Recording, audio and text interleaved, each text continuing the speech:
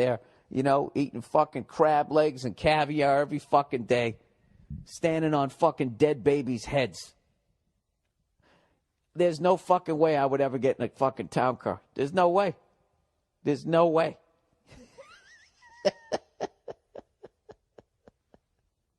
I would have whoever my Fredo, of my litter of kids, whoever the Fredo was, that was to be the guy that I had driving the car. Although in The Godfather, he was looking out for Marlon Brando, and then he got shot, right? So I don't fucking know. Anyways. Oh, I read some really interesting shit about how Iceland beat the bankers. When Iceland went bankrupt, and then the bankers tried to pull this shit where, yeah, we were greedy cunts, and now we're putting the debt on you and your taxpayers. They said, you know what? Fuck you. This isn't our debt. This isn't our mess. It's yours. And then all these fucking sellout cunts like fucking Amsterdam and Britain put all this pressure on fucking Iceland. Because they pussied out with the bankers. They've been on their knees sucking that banker cock for fucking ever. They tried to fucking get them to come along. They tried to pressure them, or else we'll turn you into the Cuba of the North. And they said, fuck you. We're not doing it. And you know what? That's what this country should have done. This country should have told those banker fucking cunts. I'm beside myself that it isn't brought up more. It's the whole thing. Like, I have water damage to my house. My insurance company sends a check that's made out to me, Nia, and then my mortgage company. And we have to sign the check over to them so they keep the money. And you know why that is? Because they fucked so many people so fucking hard in the ass. So many people are upside down in houses because of the bullshit that they created by making people who aren't qualified for loans qualified. So instead of having 5 people bid on a house, you got 10 people bidding on it, and it goes up like Super Bowl tickets, right? And all of a sudden, a house that's really worth $180 sells for $270. So you got these cunts. Everybody's fucking upside down in the house. So they're like, well, fuck it, I'm keeping this money. And then when they foreclose on it, they fucking come in, and they're like, fuck, they never fixed the roof. So now I have to sign over my goddamn money. It's my money. It's my insurance. That's my insurance money. I have to send it into them. You know why? Because, people, it's not my house. It's their fucking house. It's theirs. All right? And if I ever pay this fucker off, which I'm gonna, I drive a 6-year-old hybrid. All right? I don't give a fuck. I dress like Malcolm Young because I'm getting these cunts out of my life. And this is what's going to happen. I'm going to pay off this fucking house. And you think when I die, I can just give it to somebody else? It's my house, right? If I can fucking give away all my other shit, why can't I give the house? The house is going to have all taxes and all these penalties and all this bullshit. And whoever I fucking leave it to is going to be like, you know what? It's just going to be easier to sell it. And then they sell it. And whatever money they make, they get the shit taxed out of them. They get half a dick in their ass. And then somebody else buys this thing. And then the bank goes balls deep in them for another fucking 30 years. You know what? Halfway through that, I realized, am I sounding crazy or am I making sense? I don't know. I talked to a banker in a titty bar. He agreed with everything I said. I've been watching a bunch of shit on Netflix. I'm big on I like documentaries, and I watched 1.5 last night before I fell asleep. I watched this thing called The Queen of Versailles, which you have to see, and it's basically about this guy, 75 years old. 75 years old. He married Miss Florida in 1993, so he's fucking balling. Has 7 kids with her, right? And he's got this. He sells timeshares, which is really a shady fucking business. Hey, I don't. What is it? Fucking timeshare. It's a fucking overpriced hotel room, isn't it? I mean, I don't. What am I buying? If I spend all that money, I don't want to be laying in a bed that somebody else has been fucking in. I want a brand new bed. Okay, that's deal number one. Because other than that, I can go lay in a bed that everybody else fucked in all year long. It's called a hotel, right? But this guy was the biggest timeshare company in the world, according to him, and he was in the middle of building the biggest house in America, and it had 10 kitchens. There's fucking 9 people in their family. They have one more kitchen than they have people in their family. All right? You have to watch just to see them. I mean, it's not finished yet because in 2008 they got caught up on all the banker shit. And, but you just have to see when his wife walks in with her friend, and when they walk up these stairs, I'm telling you, these fucking stairs are wider than the stairs at Grand Central Station in New York City.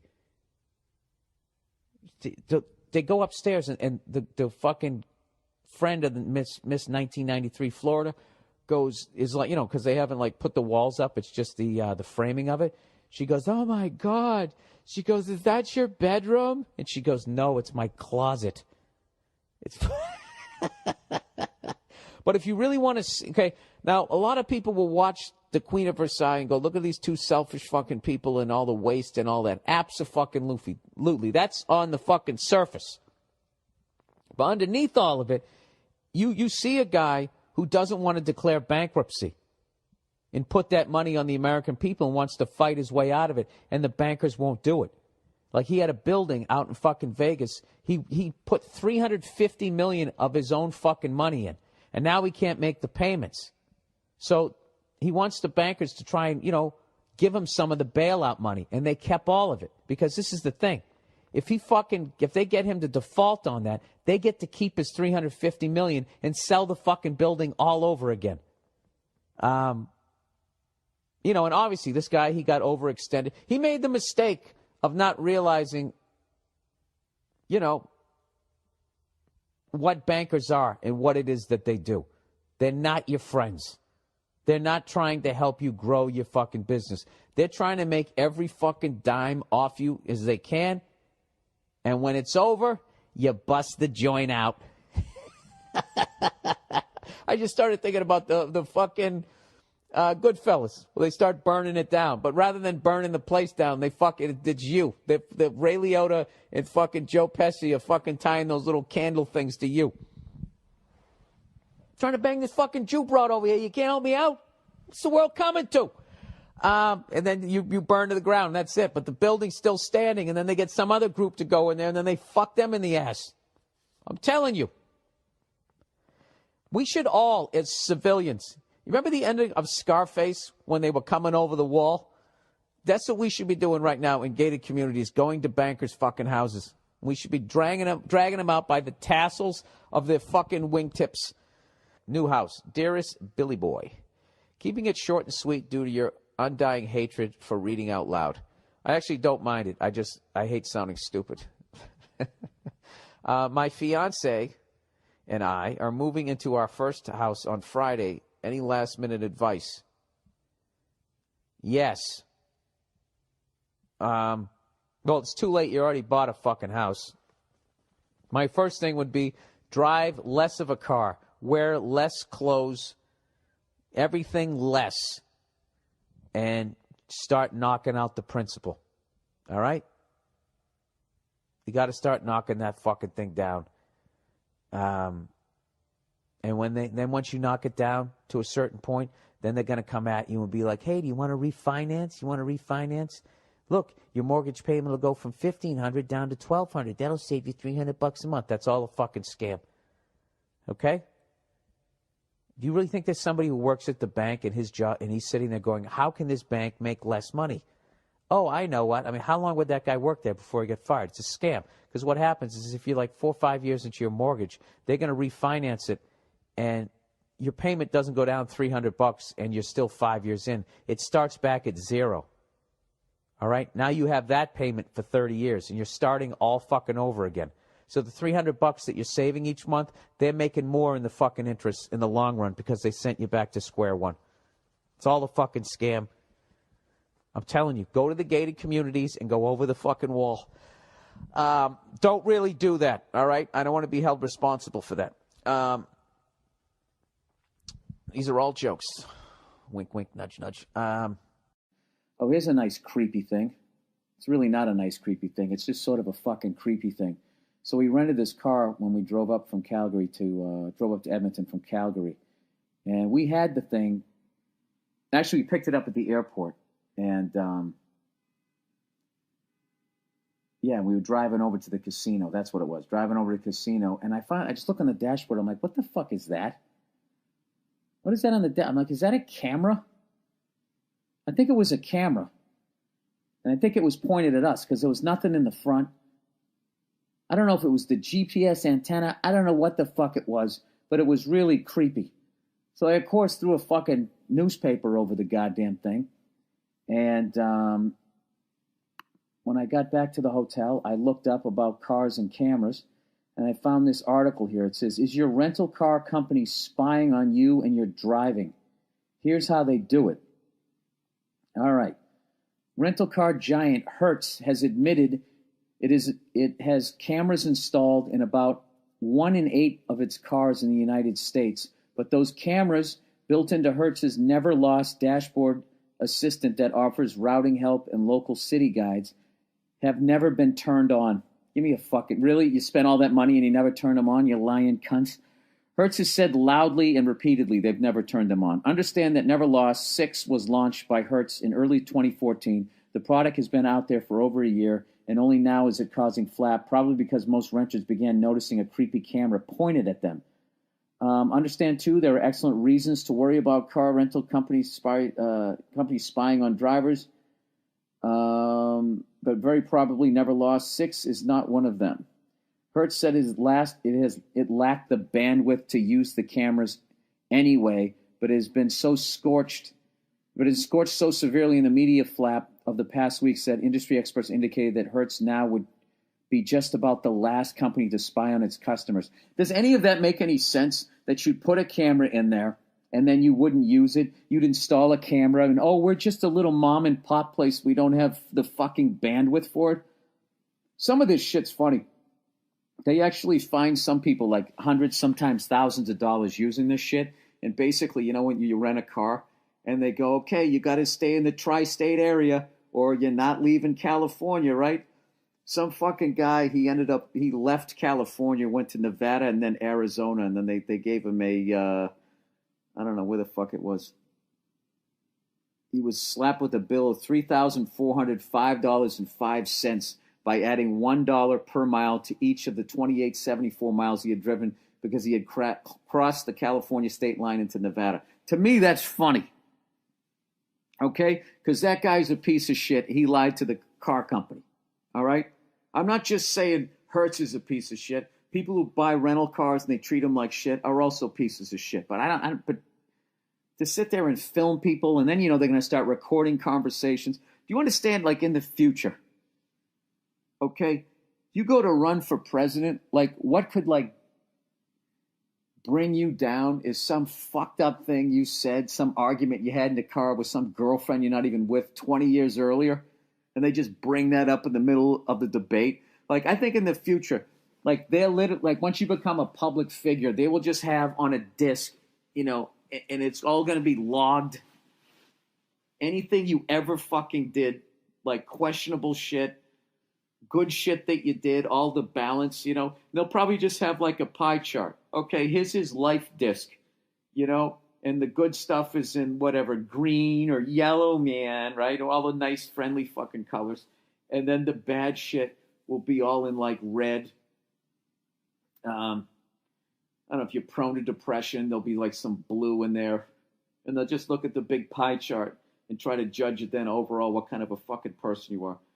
I don't know, it's really creepy. This is another one that was funny to me. It says in Florida, rental car companies are notorious for literally shutting off engines of cars that cross state lines. The cars may be restarted upon agreement to pay the new fees. That's fucking hilarious. Now here's my question. How do you know they're not in the left lane doing 90 miles an hour with somebody on that bumper and you're just going to shut off their car? You have to wait until the car stops. I would like to think that. But I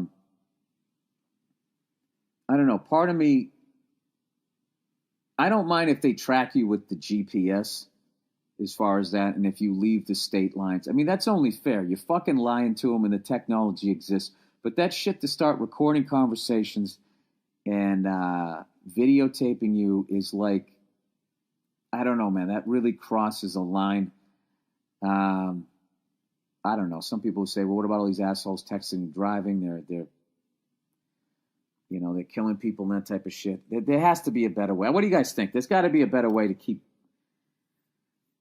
I mean, I don't even know how safe you have to make the world. I mean, there's too many fucking people. Can you let some people die? I mean, I know that's really morbid to say that shit, but I don't know. I'm kind of a fucked up person. So why would you listen to me? Why would you listen to this podcast?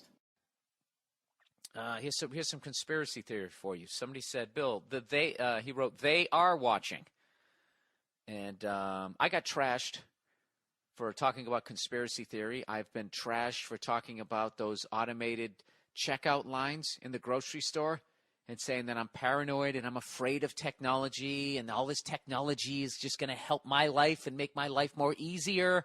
And why don't you trust these big fucking corporations, basically? It's the shit that people are giving me.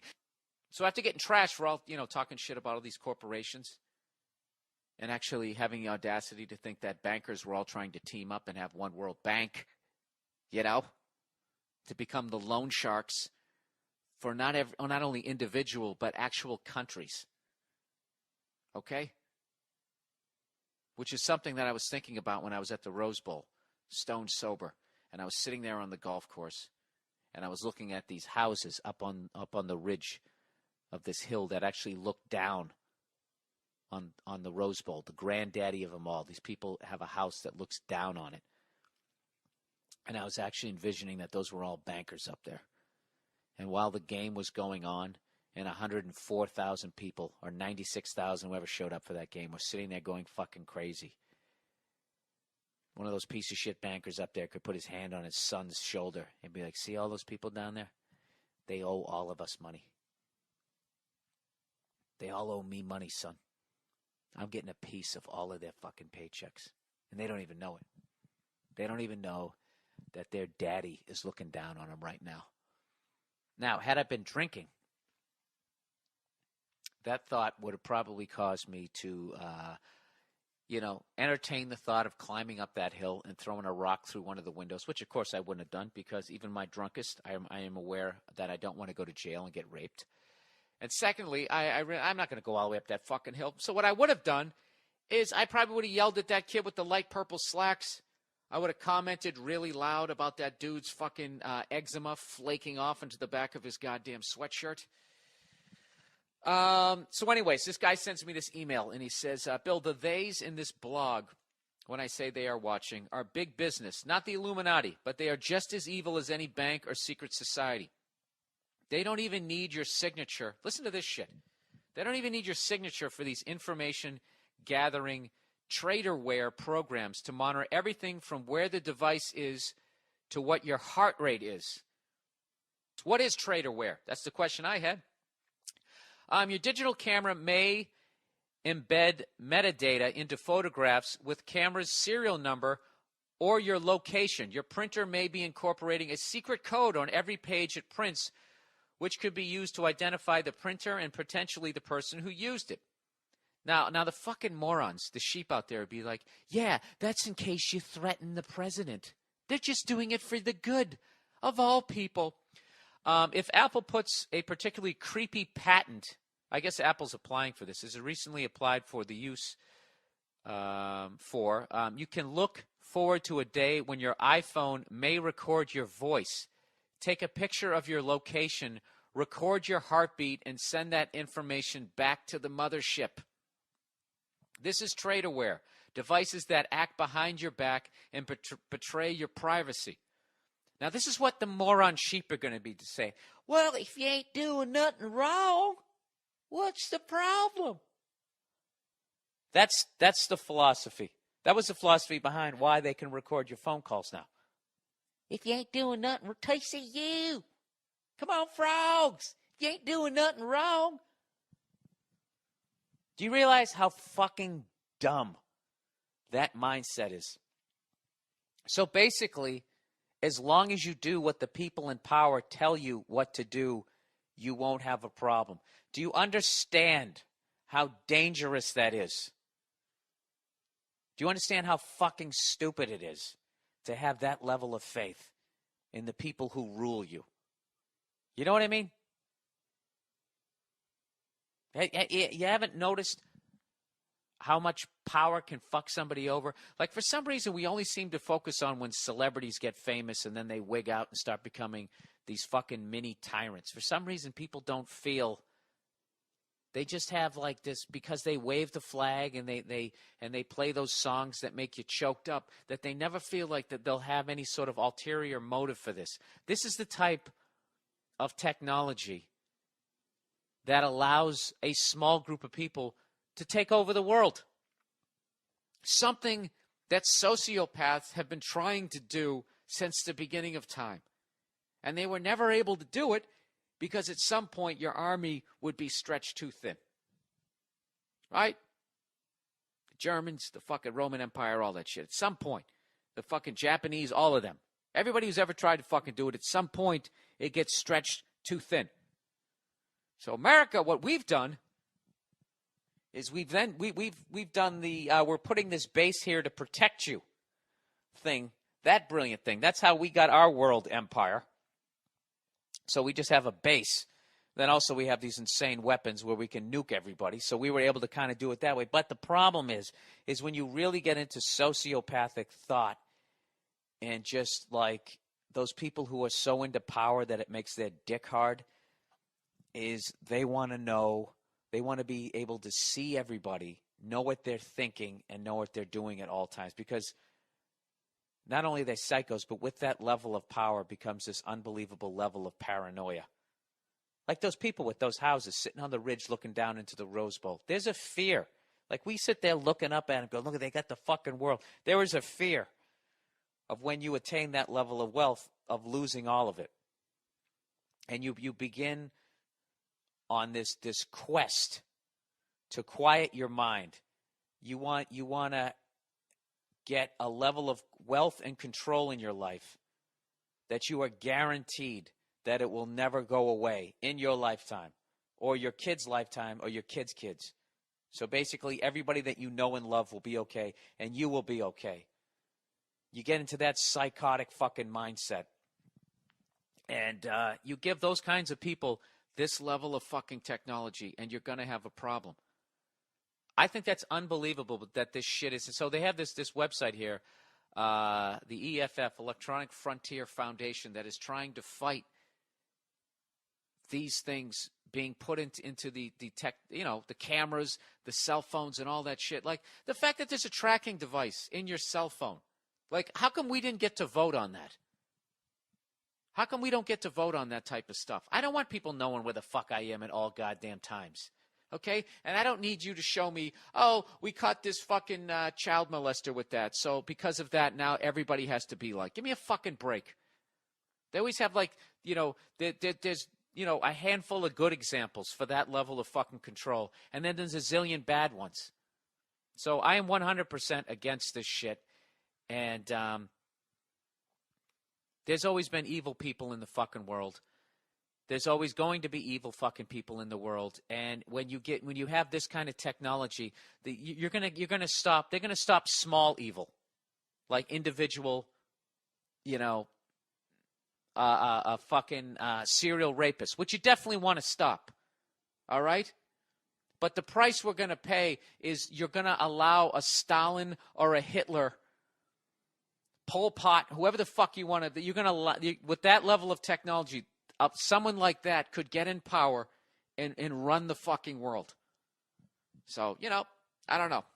And I totally 100% believe that. You could roll all your fucking eyes all you want. I honestly believe that. And I also believe that the reason why there's so many of us right now and that the people at the top are not fucking concerned about it is because we're all expendable.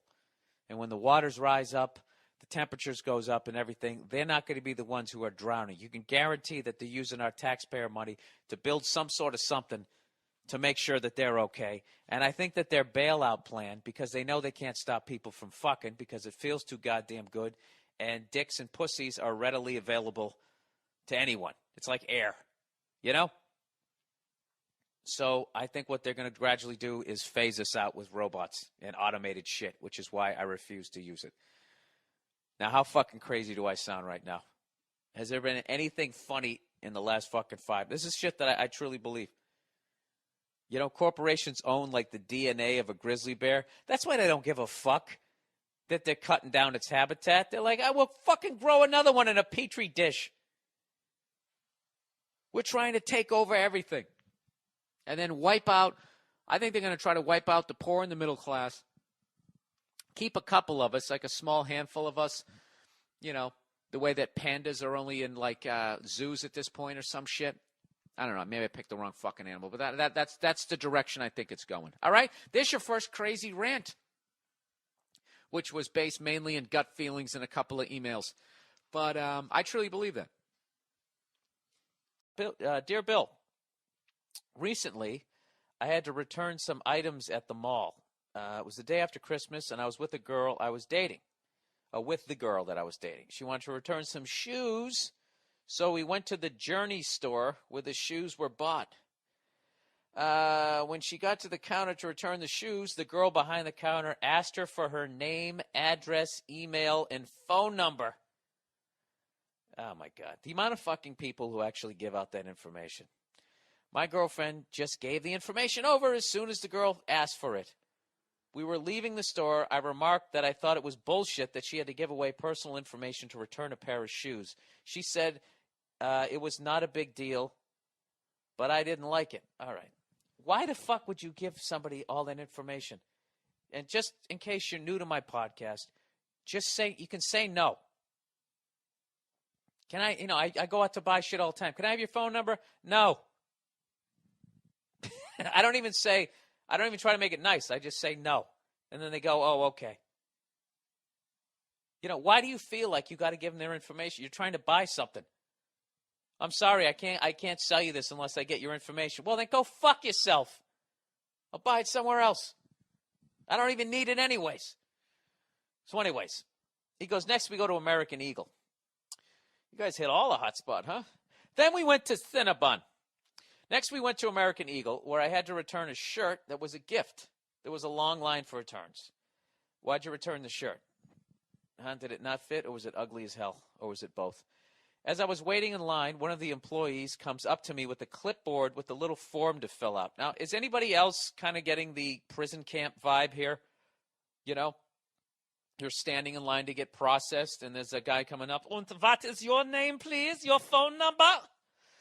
I stopped the employee and asked her why she needed this information, and she says that it was to verify my purchase. How fucking dumb are people? You going to verify my purchase? Well, here's the sales slips there, sweetheart. This verifies it. That's it. I don't know what to tell you. Why don't you and your clipboard, why don't you hold that clipboard between your little fucking beef curtains and take a fucking walk down the street? How about that, huh, sweetheart? Sir, there's no reason to use that type of language. Go fuck yourself. Huh? How about I fucking grab that ponytail and just... No, let's keep it clean this week, shall we, people? Anyway, he goes, before I could protest further, she said that I could just put my name on it. Oh, on the clipboard? When she walked away, I pulled out the gift receipt and said to my girlfriend, oh, here it is. Yeah, this is what verifies my purchase. Exactly. The clipboard employee wasn't as far away as I thought she was and heard me say, did I read that wrong? Yeah, heard me say this, and she began to explain further why I needed to give over the information. This is the part of the email I hate. He goes, I apologized and told her I realized it wasn't her and that it was just her company's policy that she was enforcing. She walked away again.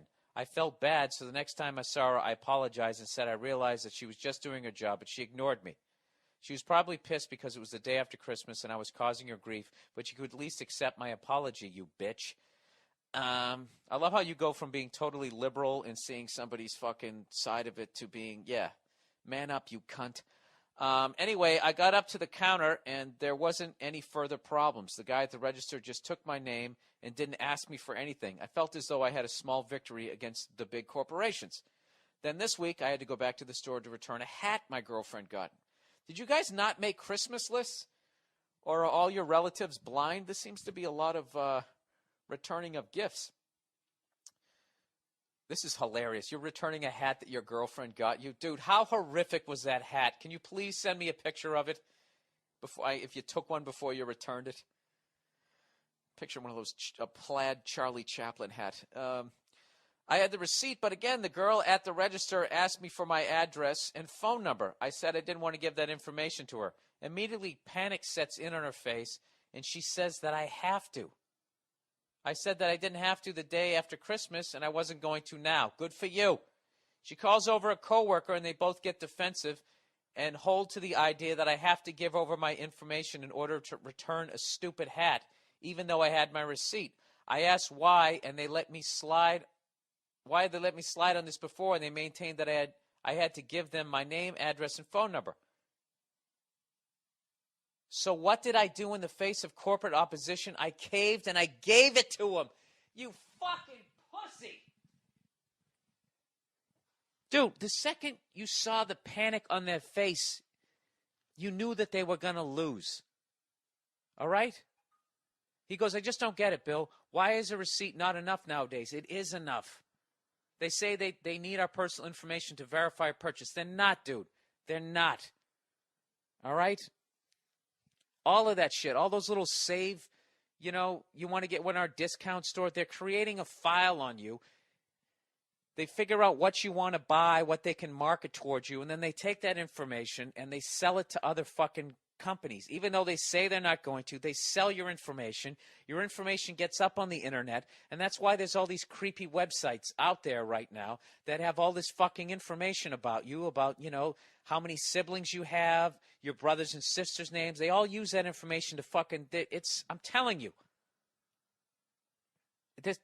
Don't give them your information. You don't have to give them your information. And people out there who just have this fucking attitude towards these corporations, just sitting there going like, well, what are they going? I mean, as long as you're not doing anything wrong, I mean, what do I care if they know where I live? What do I care? Just fucking morons. I don't even. I've explained this shit till I'm blue in the face, and then I always get these emails from these people. They just. I don't know. I can't even. I said something the other day. I was sitting there listening. I was listening to sports radio. Because I'm a deep thinker, right? And this new guy got on sports radio out here in Los Angeles, and he does what most people do when they have nothing to say, which is they just go over the top arrogant. You know what I mean? Like he was talking about how he wanted to get some sort of sports coach or personality on the show, but he doubted he could get him as a guest because the guest hated him. And he goes, because I disagreed with him on some. He was talking to a coach, and he was actually disagreeing with the fucking coach. He's disagreeing with the guy. And he goes, what the problem is, he goes like, I'm just like such a good debater. I actually end up like convincing myself of my own opinion. He actually said that over the airwaves. And I just sort of muttered to myself that the confidence of morons is staggering. You know what I mean? Morons think they know everything. That's what makes them fucking morons. And like the emails I get with people who don't question this shit, which is, I don't know, like last week when I went off on my little fucking rant there, just some of the fucking emails I get. It's like people are sending me shit that kind of is backing up what I'm saying and then telling me that I sound like I have tinfoil on my fucking head, which obviously I am out of my fucking mind on some level, but I'm not out of my mind when I don't trust corporations, and I don't trust them when they say we're not going to do anything with this information. The other day I was in CVS and I go to buy something, and the lady asked me, did I have a save card? And I said no. She said, do you want one? And I said no. And she goes, well, that's okay. And she swiped the fucking thing anyways. And I was like, lady, what did I just say to you? Now, see, if I use my credit card, they'd have my name and then to match up to that fucking number and what the hell I just bought and just a little bit more information about me.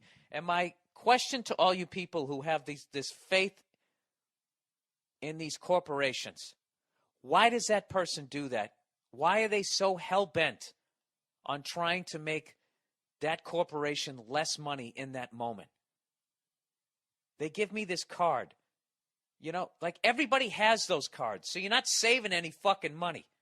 It's a big fucking shell game to make it seem, ooh, look, you're saving money. What they're really doing, they go, hey, look at this hand over here, is you're giving them all your personal fucking information that they can then use to, at the very least, sell to other corporations to increase junk mail and also to limit your fucking level of privacy.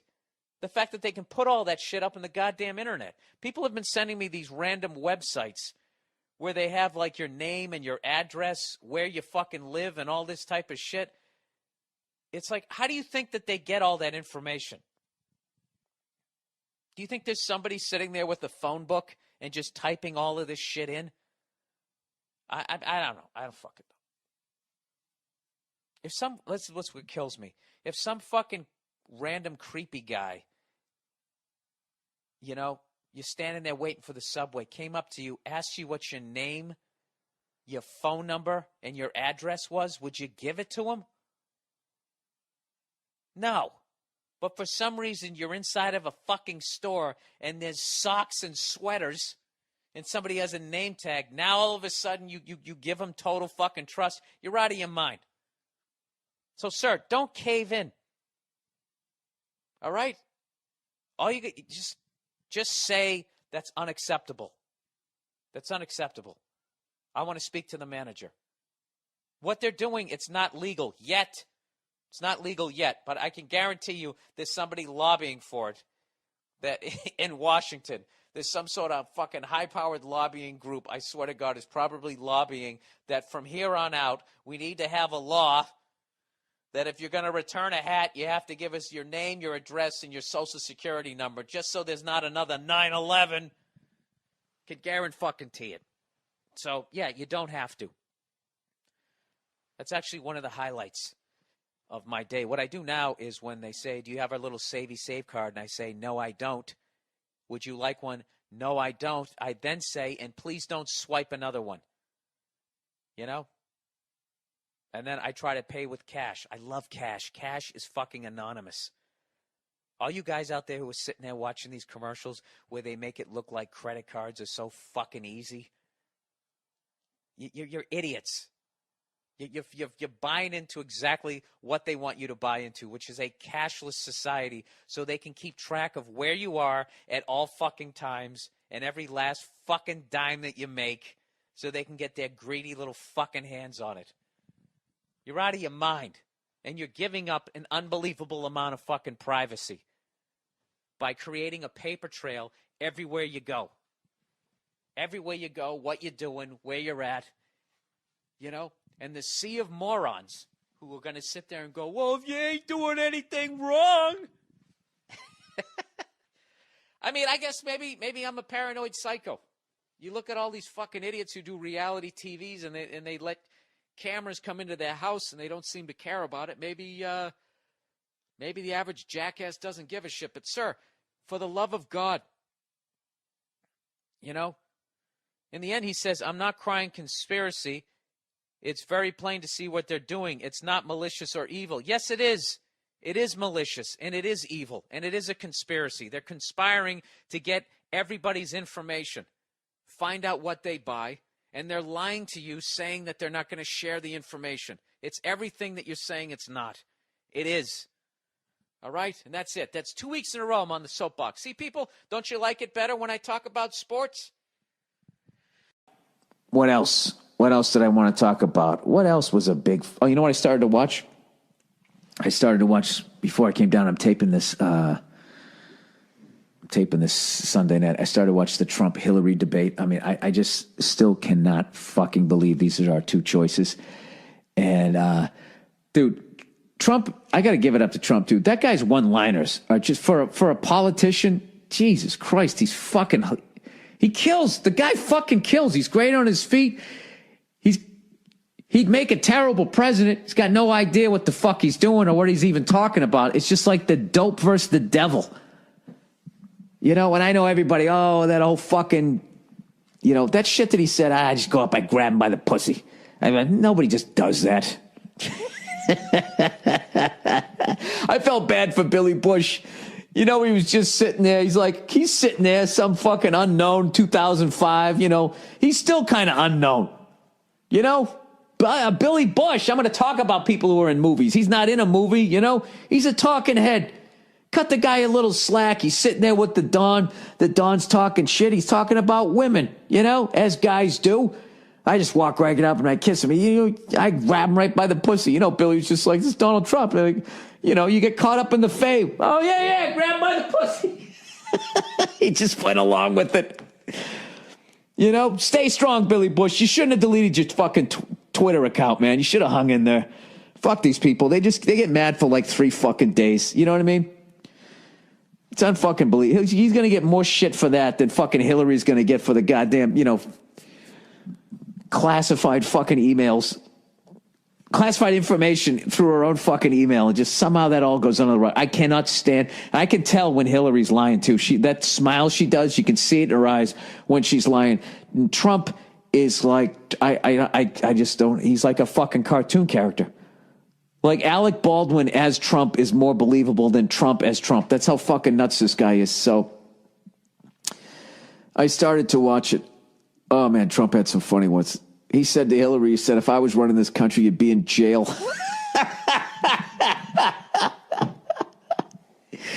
You know what's funny? To really see how hard Donald Trump goes, there's a clip, I don't know if you can still find it, that the first time Donald Trump was on Letterman and Rosie O'Donnell had said something about him and he went off on Rosie O'Donnell and he goes, well, you know, she's a degenerate. And like, it was just so over the top. Letterman was laughing, just going like, Donald, you just can't go around saying that about people. And he's just like, yeah, no, it's true. She's overweight. He just fucking like, just no filter, just went right after him. And he hasn't changed at all since he's become a politician. Having said that, like, I you know, doesn't mean he's going to make a good president. He's just, you know, I can't get past how many overtly racist people love the guy. And that's always a major red flag. You know what the fuck it is with this fucking election? It's like you either got the guy that's going to rally up the fucking neo-Nazis, the guy that rallies up the white guys that think that there's something being taken away from them, you know, or you got Hillary, you know, but he's actually, you know, or you got Hillary who's actually she's going to be in bed with the corporate cunts. Up at the fuck, it's like a lose-lose. Either you got somebody like rallying up this fucking cesspool of people at the bottom, as far as mental. I'm not talking financially, mentally speaking. Or you got Hillary, who's just, you know, she's going to give them their wars. She's going to let the fucking robots be made and all that. You know, I don't know. I don't know what that. Oh my god, it's just fucking. And her fucking pantsuits. That's the only thing I like about her. I love the pantsuit. If I was a chick, I would wear fucking pantsuits. I mean, you got to go with it. At some point, as a woman, you reach your pantsuit age, and you just got to give into it. That's like a man. At some point, you got to stop wearing your tank tops, and you got to put on a sport coat. All right? Try to keep the carbs low. Do the best you can. You know, at some point, you just get to that fucking age. Like that I see. I do have to say, though, this presidential election and these two choices is one of the most depressing fucking things I've been around in a long fucking time. I can't believe, I just can't fucking believe it's a reality TV show star or the fucking devil. Ooh. Oh boy, oh boy, oh boy. All right, Ministry of Truth. Hey there, Billy. Hey there, Billy of Rights. I'm sorry, guys. I'm so fucking jet lagged here. This podcast is really just fucking lagging here. Dragging, I should say. Lots of people are comparing Trump to Hitler. But back in December, Obama tried to quietly pass a bill that would allow the government, yeah, I saw this, have jurisdiction over news and outgoing information on all channels, i.e. TV, internet, radio. That includes you. You can read the fine print in the article below. Also, fuck all the people listening who haven't read the legislation but are already up in arms because it goes against who they cheer for. Amen to that. Amen to that. Everybody, like last night, all these fucking guys at this fucking award show, everybody trashing Donald Trump. Nobody brings up the fact that Obama basically signed something that is going to implement an incredible level of fucking censorship. Like they're basically going to decide what is real news and what is fake news. I mean, I'd like to think, because I openly admit that I don't read, and the shit that I say is just fucking absurd, that I would be, exempt. But who knows? But like, people with blue ties do this shit all the fucking time. And that's what kills me about people who wear red ties and watch Fox News and the Hollywood people. Like, they just cannot see the bullshit. It's like listening to a fanatic Red Sox and Yankee fan. You know what I mean? Giving each other shit for buying titles and fucking abusing steroids. And it's like, no, we both did it. We both did it. We should hang our heads in shame collectively. All right, let me see if I can find this article. I don't really even want to fucking read this because this is just so fucking... let's see. Today, I have signed into law S.2943, the National Defense Authorization Act for the fiscal year 2017. This act authorizes fiscal year 2017 appropriations principally for the Department of Defense and the Department of Energy national security programs, provides vital benefits for military personnel families. Okay, blah, blah, blah, blah, blah, blah, blah. And where do we get to the... Yeah, dude, I can't read all of this. I can't read all of this on a fucking... This will take me fucking 3 hours to read. This would have to be a part of a mini series for me to read all of this. Okay, here's some shit in bold. The first priority is developing a whole of government strategy for countering the foreign propaganda and disinformation being waged against us and our allies by our enemies. Now that reads great, but it's basically, they want, listen to our propaganda, not their fucking propaganda. Our version of what's going on is right and their version is wrong. We're all fallible. We're all fucking human beings, but we don't make mistakes. They do. So, I don't know. It just gets back to all of that shit. And you know what, sir? You're never going to solve any of it. Everybody's just going to start fucking screaming at each other. And if you ever bring up something like that, people will call you a socialist and tell you to get the fuck out of the country. If you would ever even remotely suggest that this government would ever fucking lie. They all lie to their fucking people. Oh, God, Bill, shut up. Okay. Dethroning the bankers. Dear Bill, I know how much you hate the banker cunts and was wondering if you ever considered getting into Bitcoin. The decentralized nature of the currency creates no need for central banks controlling everything. I'd suggest creating a Bitcoin wallet and playing around with a small amount of Bitcoin to learn how the system works. It's the most exciting thing in technology and finance since the invention of the internet. Love the podcast. Thanks, and go fuck yourself. And he's nice enough to leave the Wikipedia definition. Either that or Andrew Themelis. Let me know what this is. Bitcoin is a peer-to-peer payment system and digital currency introduced as open-source software in 2009 by pseudonymous developer Satoshi Nakamoto. Dude, Japanese people got the best fucking names. Satoshi Nakamoto. That's a fucking killer name. Bill Burr. Satoshi Nakamoto. Satoshi Nakamoto. How would you say that if he scored a goal? I can't do it. Oh, wait. Let me just continue here. ADD. It's a wonderful thing. It's cryptocurrency, so-called because it uses cryptography, oh Jesus, to control the creation and transfer of money. Conventionally, Bitcoin refers to the technology and network, whereas lowercase bitcoins refers to the currency itself.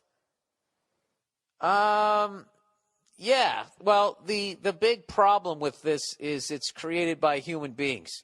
I don't think that bankers are necessarily evil. I just think that they are more evil than I am. They're in a position to absolutely devastate everyone walking the planet. International bankers have that ability. But I really think that the more, I don't know, the more I read up on it and stuff, it's just a bunch of greedy cunts. And like somebody's saying right now, the big conspiracy is that they're going to try to bankrupt all currencies to eliminate all wealth on the planet and then come back with the new currency. And, well, I know that they're not going to eliminate their own wealth. So they're going to make everybody on the planet broke except for them, and they're going to survive. Now, maybe they can do it, but how do you pull that off? That seems like that would have a very finite life before people were just like, all right, I don't know about you guys, but there's like 9 people left in the world that can afford a 3-piece suit, and it's not any one of us 7 billion. What do you say we go over there and beat them with their pocket watches? You know, it's eventually, wouldn't that happen? I don't know. Yeah, I would just like to go back to just open bartering, just trading shit. Hey, I'll give you this shirt for that sandwich. I got plenty of shirts. Fuck. Going hungry again, but look at my waistline. I look awesome. All right, I'll read up on it, sir. I'll look up on it. I'll look up on it. I'll read up on it, and I'll look it up. How about that? I'll do both of those things. I'll look it up, and then I'll read up on it. A lot of up going on there. All right, donation currency. Hey, Bill, long-time listener. Love the show. Blah, blah, blah, blah, blah, blah. Let's get right to the point. The person wrote blah, blah, blah, blah, blah, blah. Before you think I'm being arrogant. Let's get right to the point. You should think about adding another way of donating on your website. Bitcoins. Why is that?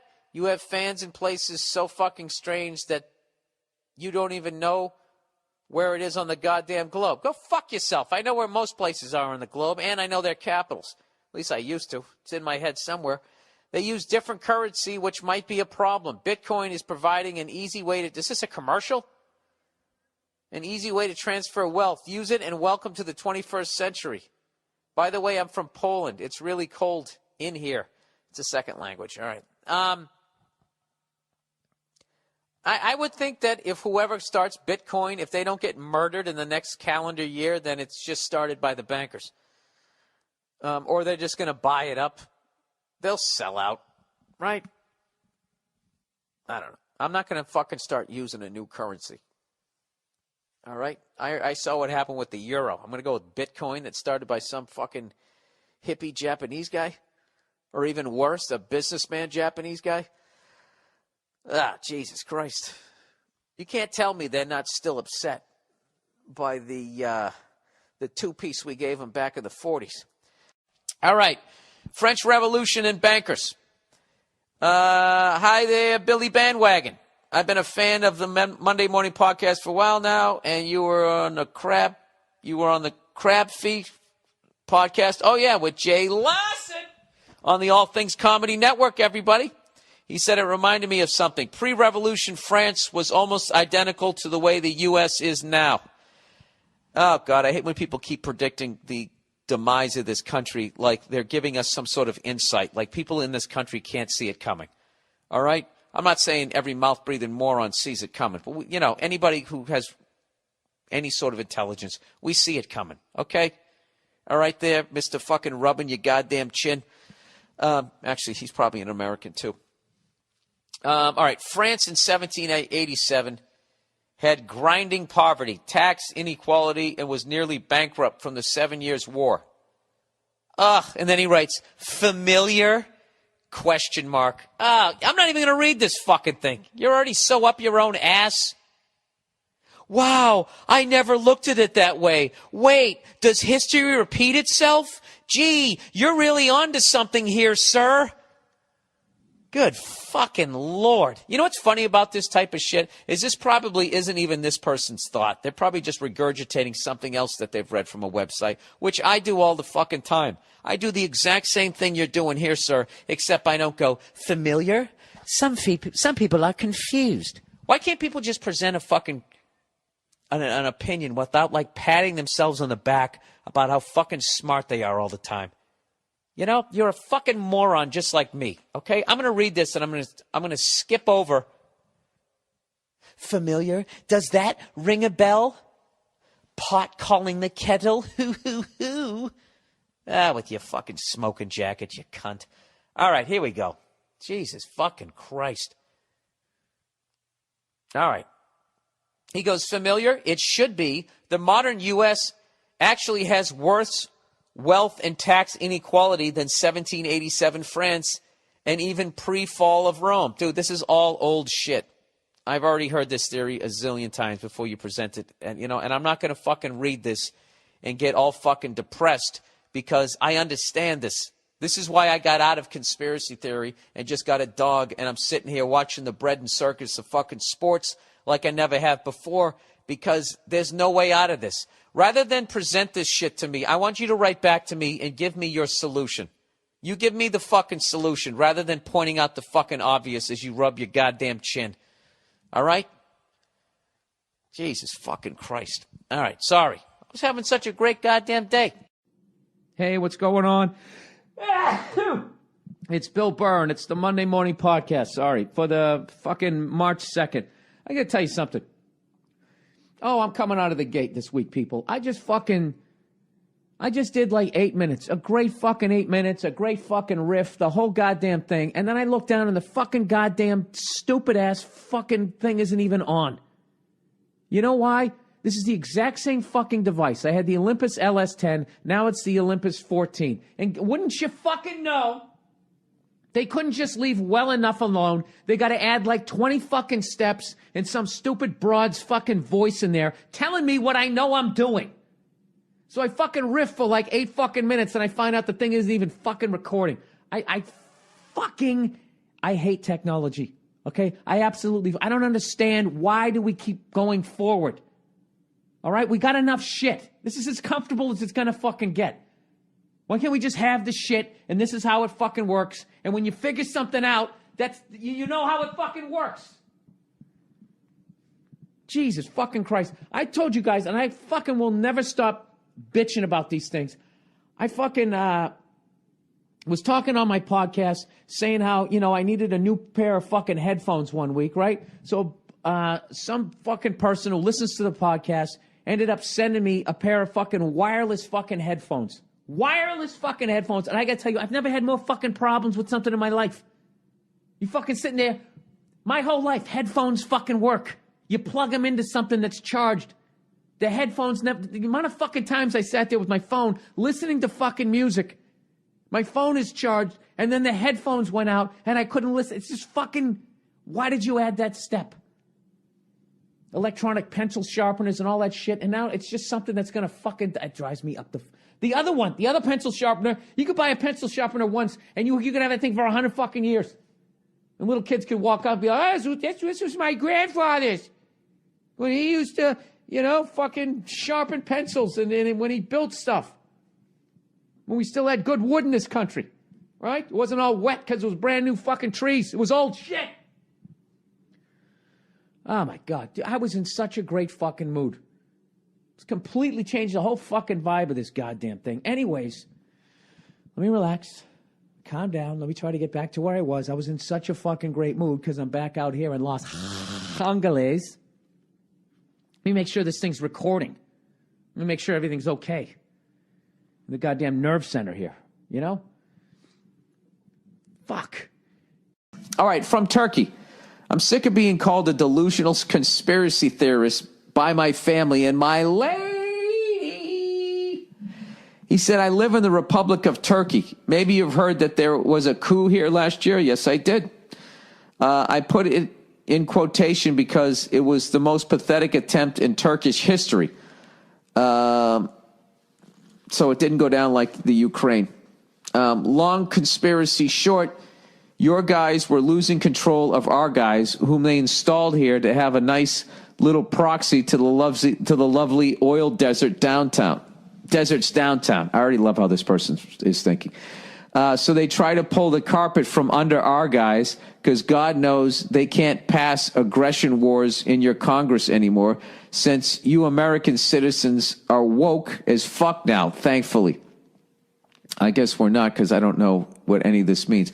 By the way, you don't write like you're from Turkey, like this is your second language. You're using like really high-level slang for someone who lives on the other side of the world. Anyways, this pathetic coup attempt created a lot of turmoil here. I mean, it would be less destructive if it succeeded, because now through their paranoia, they are going full apeshit, which turns Turkey to a bittersweet heaven for a conspiracy theorist like myself with all the stuff going on. All right, well, there's no fucking way I'm reading your name so you don't end up in a jail if you actually are from Turkey. I can deal with my family's indifference to all this, and my friends are most like me regarding these subjects. But the fact that my girl stonewalls me, goes, yeah, doll, okay, really annoys me down deep. Of course it does. Anytime you're passionate about an opinion and somebody just goes, oh, really? Okay, sweetheart. Forget about it if it's a woman that you have feelings for. She is a totally dope chick in every other aspect. Dude, you're not from Turkey. You're not from Turkey, but I'll continue with this. Fun to hang out, hates the movies and music I hate, has C-cup fun pillows that were sculpted by God himself for my palms, but I can't help lose respect for her when it comes to her not giving a single shit about politics and stuff. She's convinced she doesn't get affected by them for some reason, and it doesn't matter. I'm curious how you dealt with this feeling. Also, I'm very interested in how you reach information about the world and what news outlets you trust. From Turkey with love to you and Nia. All right, well, let's say you're from Turkey. Very impressive, your English and your slang. You're actually better at my language than I am. All right, here's what you have to understand as a conspiracy theorist is that you're really you're a lot to deal with, and you really wear people out. This is what I learned when I went down the rabbit hole, which I got out of a good 2-3 years ago, is that as much as you don't trust what the fuck people are telling you, which is really common sense.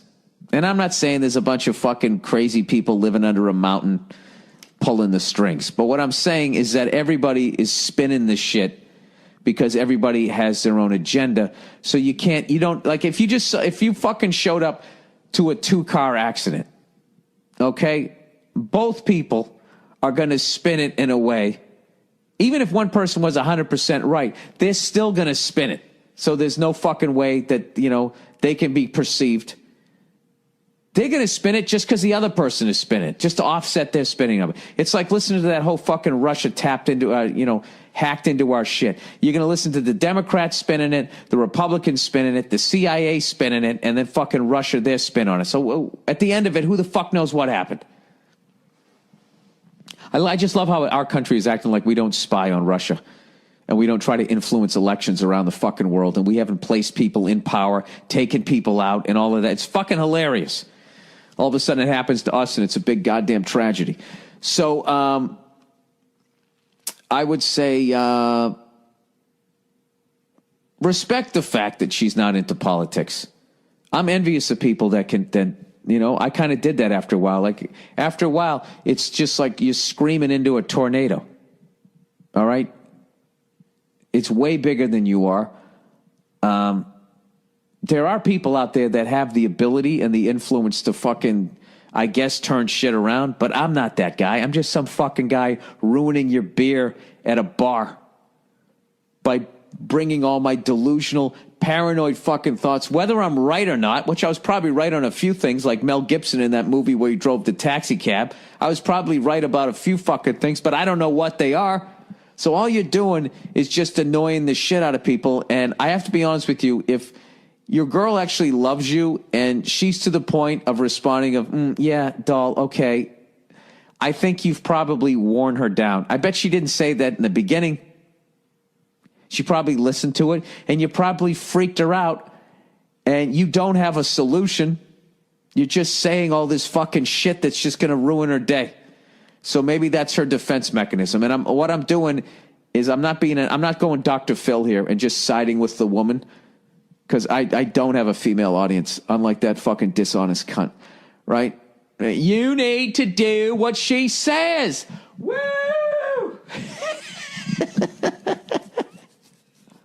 When you look, ladies, when you look at Dr. Phil, when you honestly look at that man, do you see somebody, do you not see how volatile a human being that guy is? Can you just imagine living with that man when he loses his shit? Just imagine that semi-bald head and face just beet red screaming at you. His spittle getting caught in his mustache. Just imagine that. And he's a big man too, okay? I'm telling you. I know he's got that southern drawl, and you just think everybody's a fucking gentleman. You know, the way women love a foreign fucking accent. I guess guys like it too. I don't know. I don't know what the fuck I'm talking about. Anyways, let's get back to this guy. To lose respect for the fact that somebody's not into what the fuck you're into is, that's a sign, you know. It'd be one thing if she just didn't give a fuck about, I don't know. I'd have to know who the fuck she was. That could just be a defense mechanism where it's just like, whatever, it doesn't affect my life. You know, I've done that with global warming and all of that type of shit. I've just started to block it out because there's nothing I can do to get people to, I don't even know what the fucking solution is. The only solution I have is to fucking exterminate most of us, 90% of us, and then just fucking everybody sits in a ball and hopes that everything that we've put into the earth and into the air kind of goes away after a while. That's the only solution I have, which I don't think that that's going to work. So, I don't know. I just, you know, I try to fucking do whatever the fuck I can do, which is, you know, I don't know. See, dude, this is why people don't like. See, you literally bringing this up has brought me to a dark fucking place. And your email alone just told me that, just got me to say that we need to exterminate 90% of the people on the fucking planet. How insane is that? How are you going to do that, Bill? You're going to do that to babies too? Or you're not going to do babies, but you're going to kill all those fucking parents, and then what? You're going to have the most giant fucking nursery? Like, it all unravels. The whole fucking thing. That's why I kind of stopped doing the conspiracy theory thing, even though I still throw it out there because it's fun. And I also don't believe a fucking word anybody's telling me when it comes to that shit. You know, one-on-one, you know, if I sat down with somebody and there's not cameras around, then I feel like they can really be honest with me. But the second you're on TV, you know, there's only so honest you can be. So, I don't know. I would probably guess that on some level you're a lot to be around during certain news stories. And I think you should lighten up a little bit.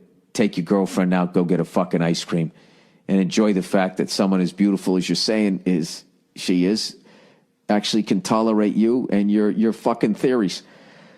All right? Having said that, if I ever go to Turkey, I'll definitely have a beer with you, and I'll go fucking toe for toe with you with conspiracy theories. All right. And thank you for listening to the podcast. What happened? What happened to the public schools? Was it the computers? Is that what it was? Everybody had to have a tablet, a laptop, some sort of interface. Is that what happened? And went right through the fucking, and then all of a sudden we couldn't keep up with China. How the fuck is China beating us? The overhead of a fucking billion people alone. I mean, we should get everything at a 60% discount over here as far as educating our own people. Does it make any sense? Does any of it make any fucking sense? Does it make any sense how so many people are fucking struggling out there and they just keep building these luxury apartments and these fucking giant goddamn houses? Who? Oh, these people. Right? And they always, it's money from Russia. It's money from China. It's oil money from the Middle East. Now listen, I don't know what to do about China. I don't know what to do about Russia. And I don't know what to do about the Middle East, but that's not going to stop me from telling you what to do about all these things. I just ate. Why is my stomach grumbling? This is all you got to do for the Middle East, okay? All we do is you embrace solar power. That's it. How do we do that? How do we do that with the oil companies? If somebody if we actually went in a solar direction, wouldn't a bunch of planes start crashing that had the leaders of the solar movement on them? Yes, that would definitely happen. They would definitely take them out. So what do? This is what you do. You give the sun to the oil people. Okay? You draw up a contract and you say the sun is yours. All right? Now what are they going to do with the sun? They can't put it out. They can't touch it. It'll burn their fucking hands. But they just make the money off the fucking, the solar power. Okay? And if they could just somehow handle that those people in the Middle East are sitting on a bunch of goop that they can make money off of, if they could just seamlessly fucking walk away from that shit. If I was president, I would literally give oil companies federal fucking grants to fucking get the solar thing going. You guys own the sun. I would just keep walking, but you own the sun. And they'd be saying, but what about the stuff in the Middle East over? Dude, fuck that stuff. All right? You know what that stuff is? That stuff's like it's like an Atari. It's like the Reebok pump. Nobody gives a shit. Okay? This is the new shit. This is the new shit. We're giving you the fucking sun, son. You understand that? You own the center of this solar system. All right? And every fucking little bit of heat that comes off that thing that trickles down onto my freckled, bald goddamn head, you own. You put a fucking meter right on my back, I don't give a shit, okay? And I know what you guys are thinking. Bill, this doesn't make any fucking sense. I don't give a shit. Listen to me. Hear me out. You give these people the sun. You give them the goddamn sun. All right? And then what? What happens over in the Middle East? They're sitting on all of this fucking goop. All right? And all of a sudden, it's not worth diddly squat. Okay? And all of a sudden, the bills start piling up.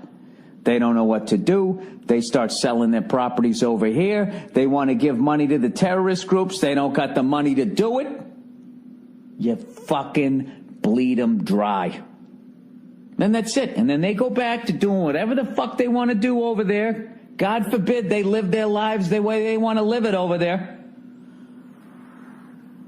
God forbid they're not into Jesus and Starbucks. God for fucking bid. They want to walk around in some clothes that are actually functional for the part of the world they live in. You just leave them the fuck alone. And then all they got to do is just keep driving around in cars and all of that shit. So they'll make a lot less money. But they won't have us over there going, hey, you should do this and you should do that. We just get the fuck out of there. Then we're over here. Solar powered everything. Right? Just think about everything. Think about your shirt. Solar powered. Everything. Everything fucking solar powered. I know what you're thinking. Well, Bill, what happens at night? You go to bed. What do people do in Alaska during the winter? Fuck them.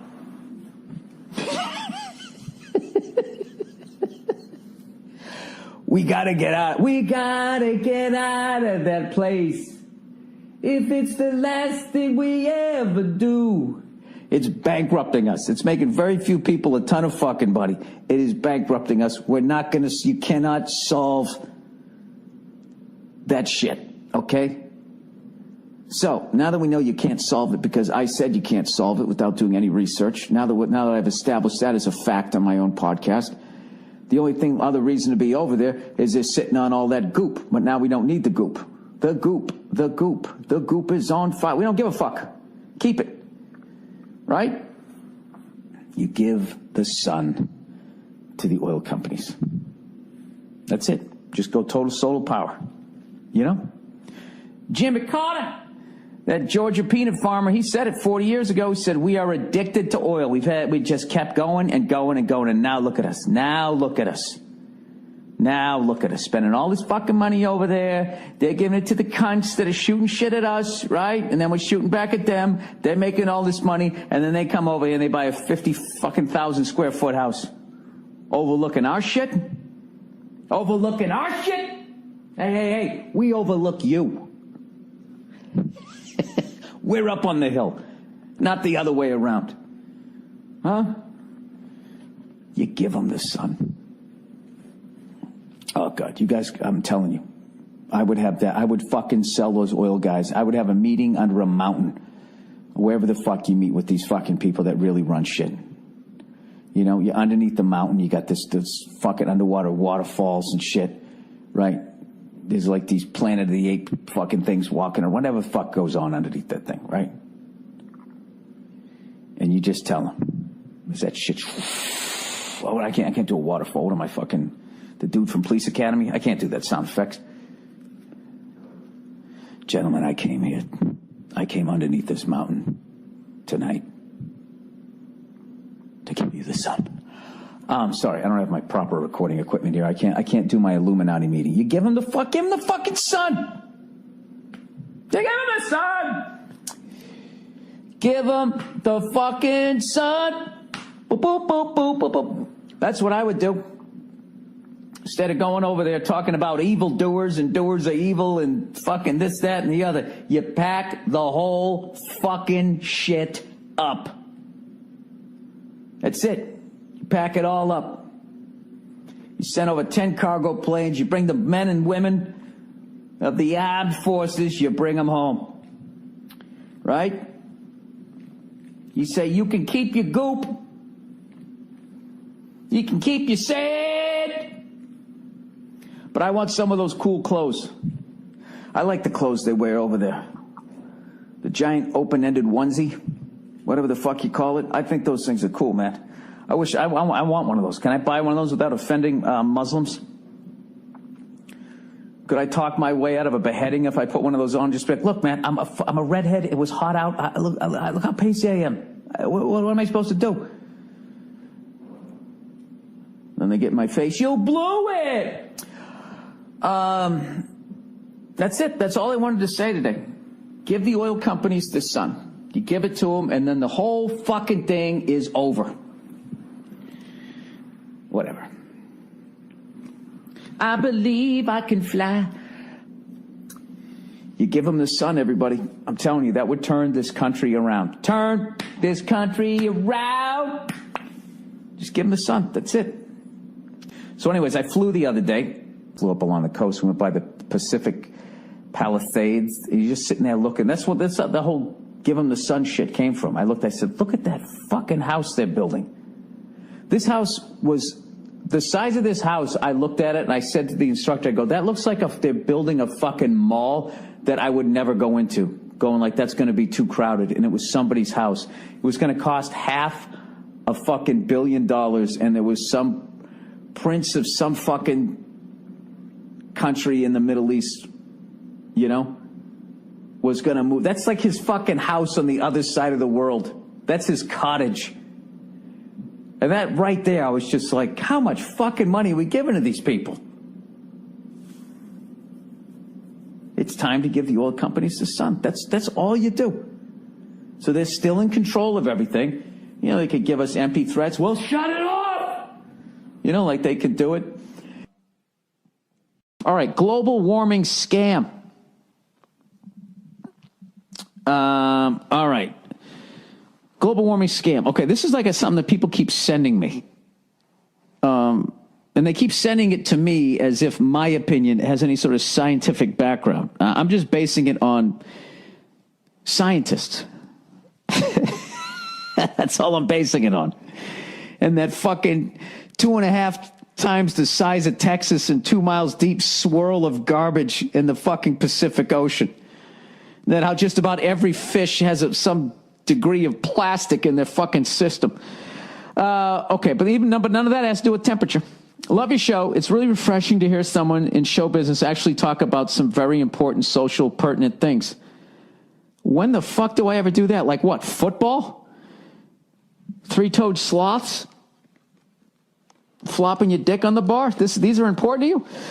I agree with everything you talk about on your show. I don't need you to. He goes, except, or she says, he or she, except global warming. The global warming scam is another system of control. I agree we should stop using oil and coal. These carbon sources are highly polluting and release toxins and mercury into the biosphere, but this has nothing to do with global warming. I know you love documentaries. God, can you guys just stop being maybe I'm taking it in a cunty way. I know you love documentaries. God knows you don't read. He's probably right. Look up global warming swindle on YouTube. A little taste into the global warming rat hole.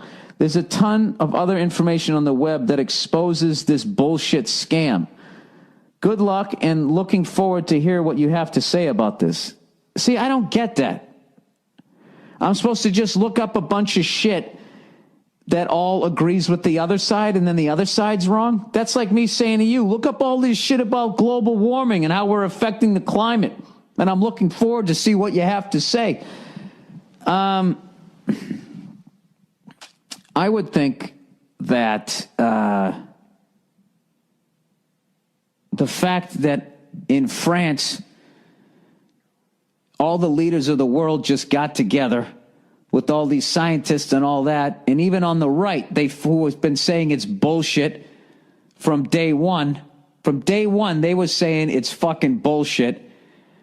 Even they finally came out and they said, yeah, we are affecting it.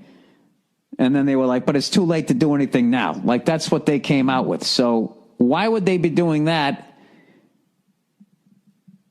Wait a minute. You're saying that they're doing it to try to control us. That's such a long way to go, isn't it? Can't they just control us by scaring the shit out of us?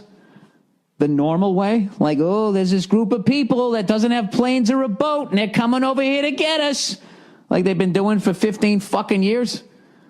Can't they just do that? I'll watch those things, but I would like to know who paid for those, who financed those documentaries.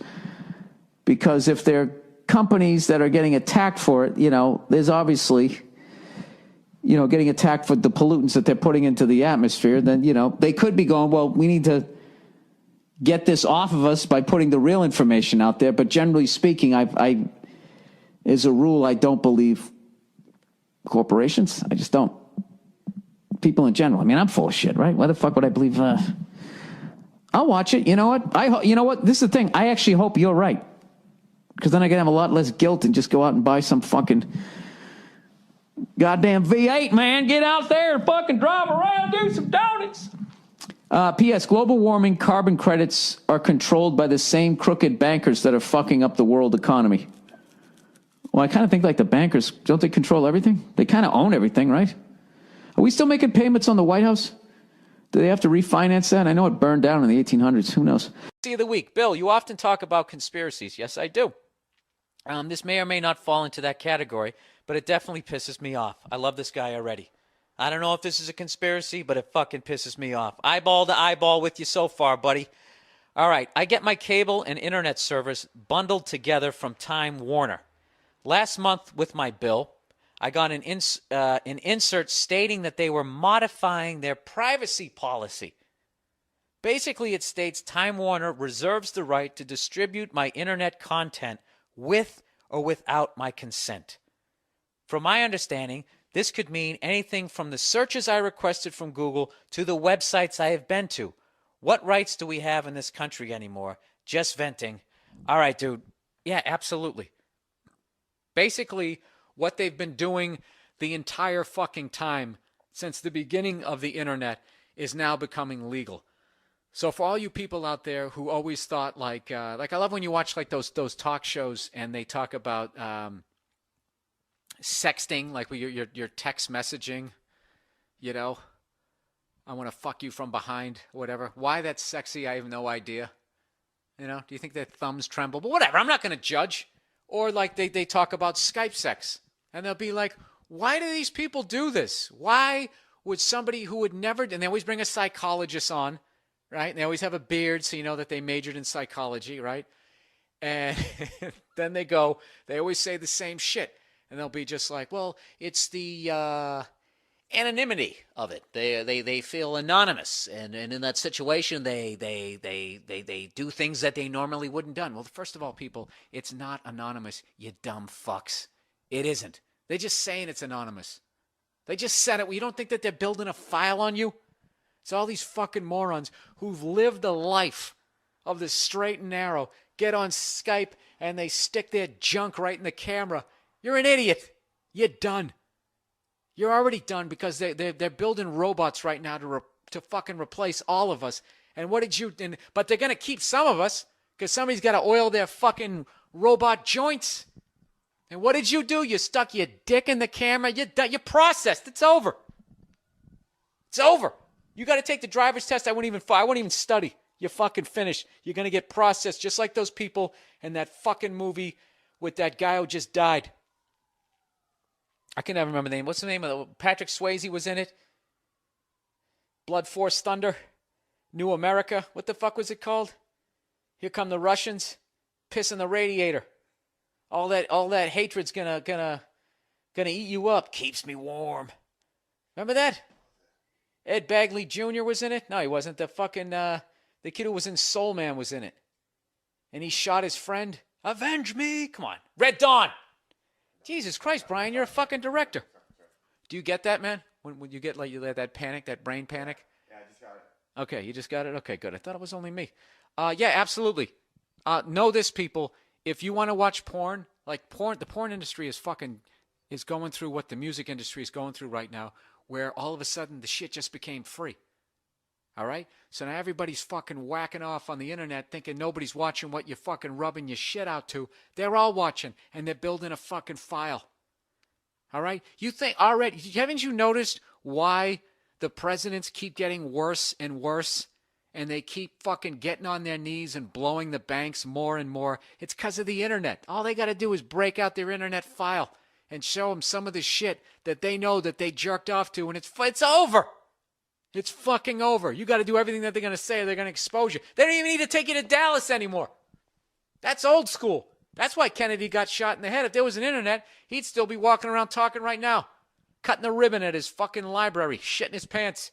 He would have gave the eulogy at Fathead Ted's fucking funeral. Yeah, so that's what I'm saying. Okay, if you want to jerk off to something freaky, I would say go to a porn store and just deal with the fact that the guy behind the counter is going to know what you got. Pay cash and walk away. It's a done deal. But if you're going to go on the internet and do some of the shit that you're doing, all you can hope now is that you're going to get lost in the shuffle. Actually, you can continue to do what you're doing as long as you never try to effectively effect change. You know what I mean? That's when they break out your internet file. Other than that, it just goes on a fucking database. But the second you start a movement going, you know what, dude? I'm sick of paying $25 for my first bag when I get on a plane. If you get enough people behind you, United will now go to Time Warner and be like, yeah, Russell Johnson.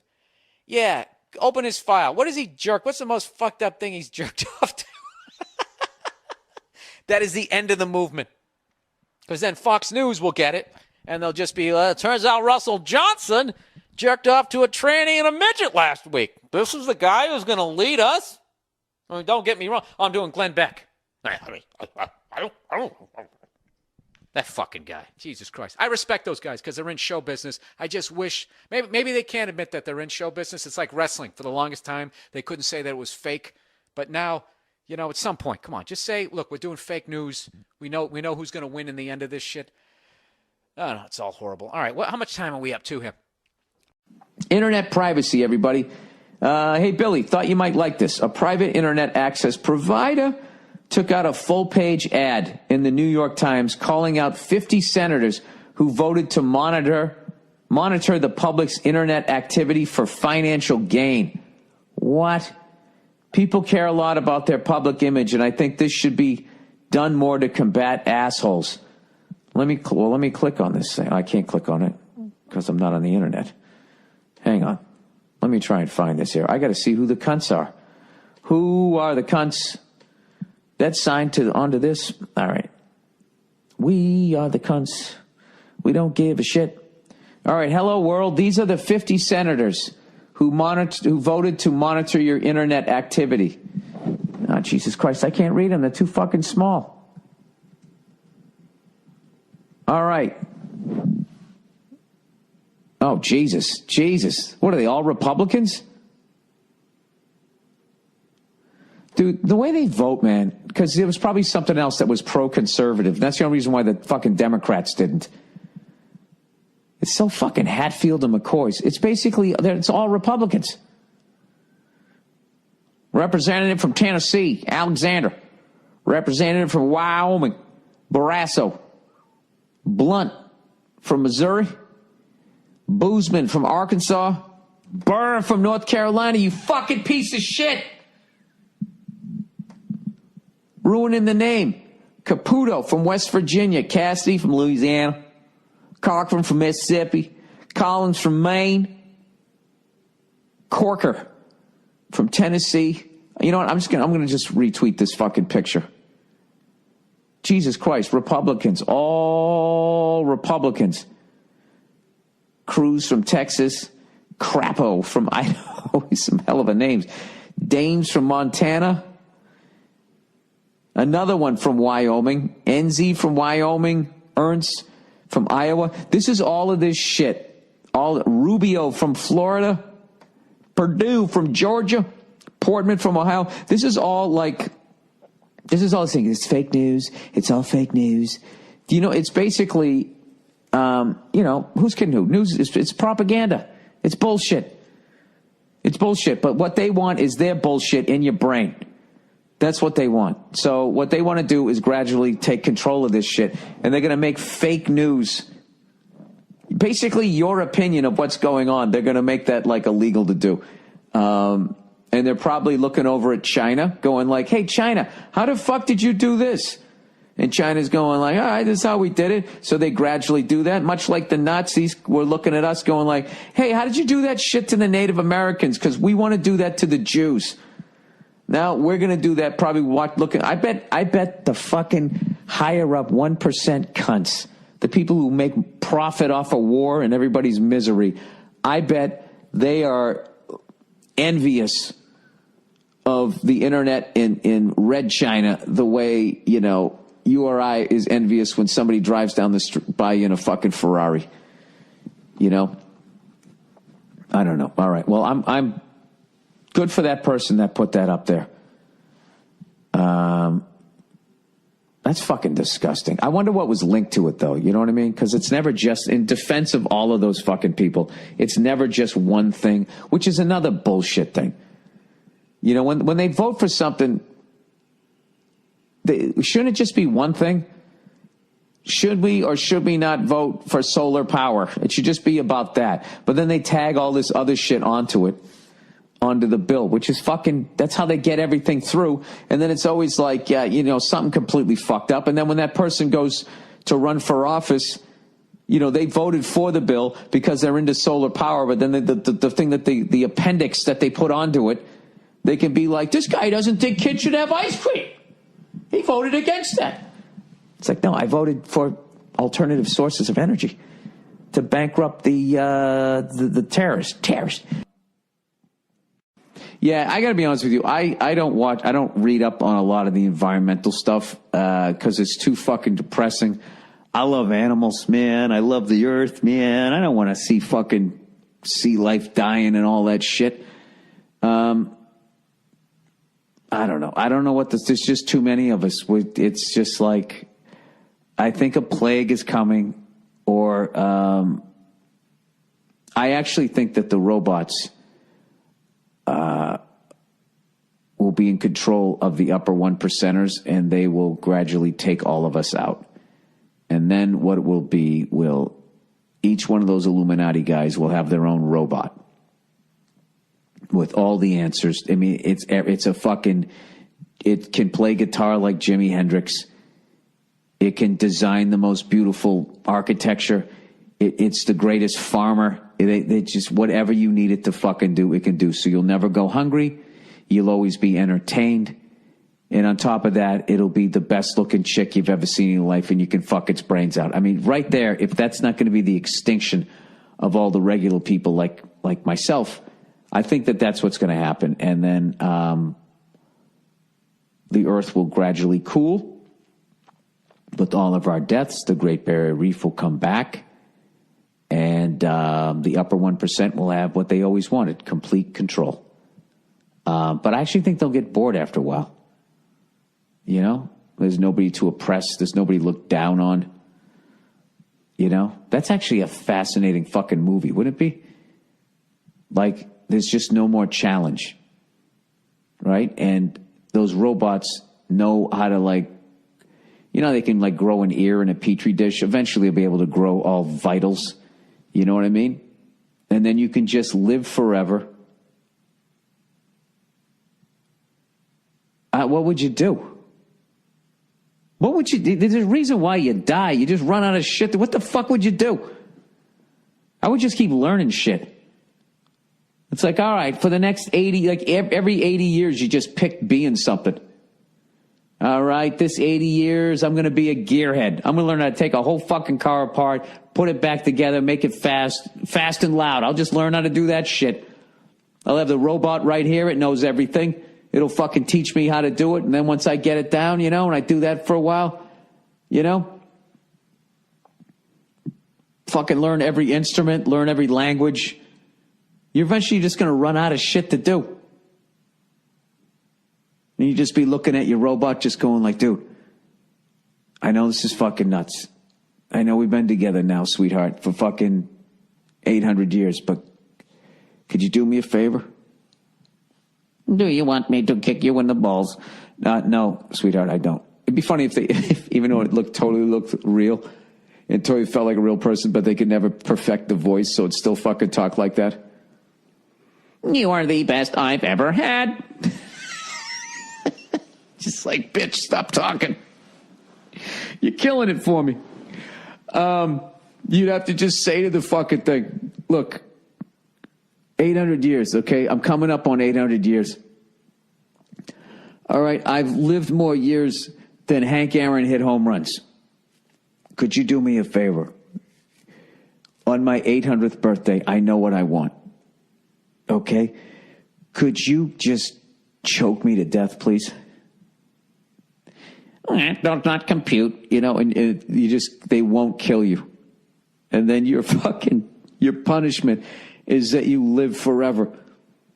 You're kind of like a vampire at that point because you can kind of seduce any woman you want because they're all going to be, you're just going to get, what I bet after a while, if you live long enough, you'd just start banging, you'd make like ugly chick robots and you just bang them because you were so sick of banging tens. I mean, it's a hell of a goddamn, I don't think human beings can survive on that. You just think of all the shit that's going to happen. The more I vaguely pay attention to all that space shit, I hate people who are into space, by the way. They're always talking about, you understand, man, just how insignificant fucking. It's like, yeah, I get it. You know what I understand is we've seen how gigantic it is, yet we haven't found anything. So I still think this place is pretty amazing. As fascinating as Mars is, there's nothing to do there. I don't understand these fucking people that want to go to Mars and live there. And it's like, and do what? Huh? Live in some fucking strip mall for the rest of your life? Some Star Trek looking strip mall? Fucking drinking Tang?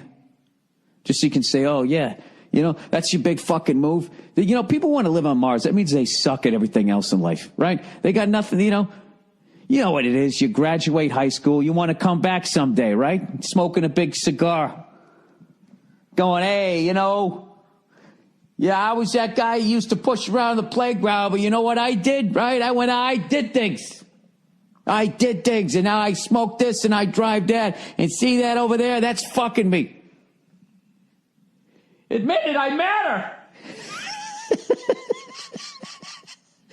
So usually, in this day and age, that means you're going to try to create an app, right?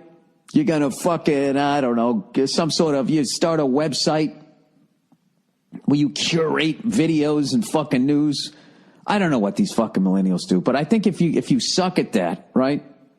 If you can't play an instrument and your ego cannot just handle just being happy with what you have, I think at that point it's like, I can't just go back to my high school reunion just being some regular Joe, waking up in the morning, putting my coffee in my thermos, going into the shower and quietly crying as the water cascades over my face and my wife comes walking in going, are you all right? Just be like, yeah, I just sneezed. I'm fine. Just washing my face. All right? I think at some point, either you just fucking give in and just say, hey, man, being a regular guy is kind of fucking cool, Or you can't handle it, right? This reminds me, I've never seen A Few Good Men. You can't handle the truth. There's too much gritting teeth in that movie. That's right, Iceman. I am dangerous. Right? Too much of that shit. So I never watched it, Bunch of people walking around dressed in fucking little Navy suits. Anyways, if you can't fucking handle that, and you got to go back to your high school reunion, you got to do something. And I think at that point, that's when you just say, listen, I got to live on Mars. I mean, I can't go back with nothing. I got to have something to say. That's like Lance Bass. He couldn't handle that Justin Timberlake walked away from NSYNC, right? I want it that way. Whatever the fuck they sang. That song where they all acted like puppets, right? He just fucking walked away. You know? And you got the one guy, the goatee guy. He's got a sense of humor about himself. He makes all these funny commercials. He'll do a thing. He doesn't give a fuck, right? You got the dreadlock guy. Then he used to bang Jennifer Aniston, or was that the other guy? It was some white guy with dreadlocks used to go out with Jennifer Aniston. You know? Every one of those beautiful celebrities always dates a guy, and you always have that really? You got that moment like, wow. Why didn't I learn how to fucking play the ukulele and wear flip-flops? That's what I had to do. Fucking walking around with your goddamn man tits. Anyway, sorry. And I think Lance couldn't handle it. He's just like, what the fuck? You know, so then next thing you know, he's signing up to go out in space. To somehow try and outdo, what'd you put out future sexy songs? Huh? Went, right? Went, man. I'm going to outer space. What?